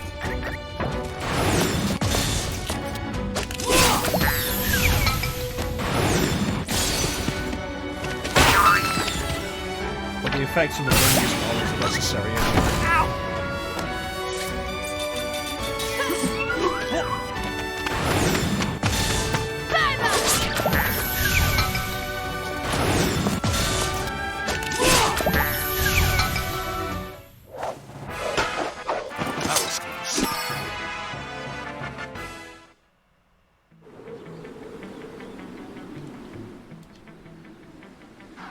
Yeah, there is a slight delay between the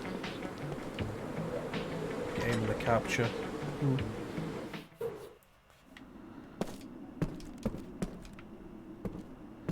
Alright, take a rest then save. So when we come back on Sunday, we will head back towards the boss, see if we can take it out.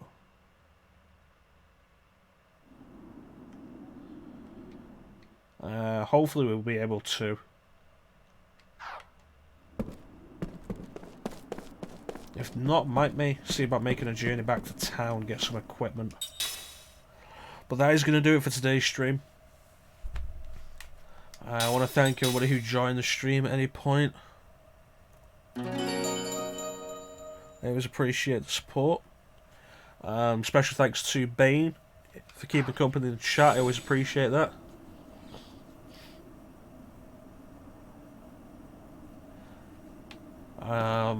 We're back on Thursday.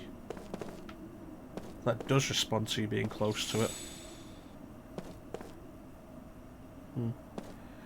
We'll be back on Thursday, 8 PM Greenwich Mean Time, 8 PM GMT, for the Halloween stream. That's going to be a one-off stream.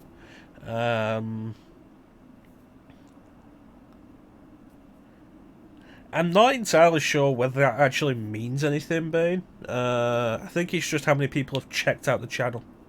And, you know, I've had people pop in and check out the channel and then, you know, then they've gone. I don't think the views really mean much, really. But yeah, back Thursday 8 PM Greenwich Mean Time GMT with the Halloween stream. We're back with Lost Odyssey on Sunday 8 PM Greenwich Mean Time GMT. When we'll be continuing. Yeah. But in the meantime, once again, thank you to everybody for watching. Thank you to Bane for keeping company in the chat. I always appreciate that. And hopefully I'll see you guys next time. So long.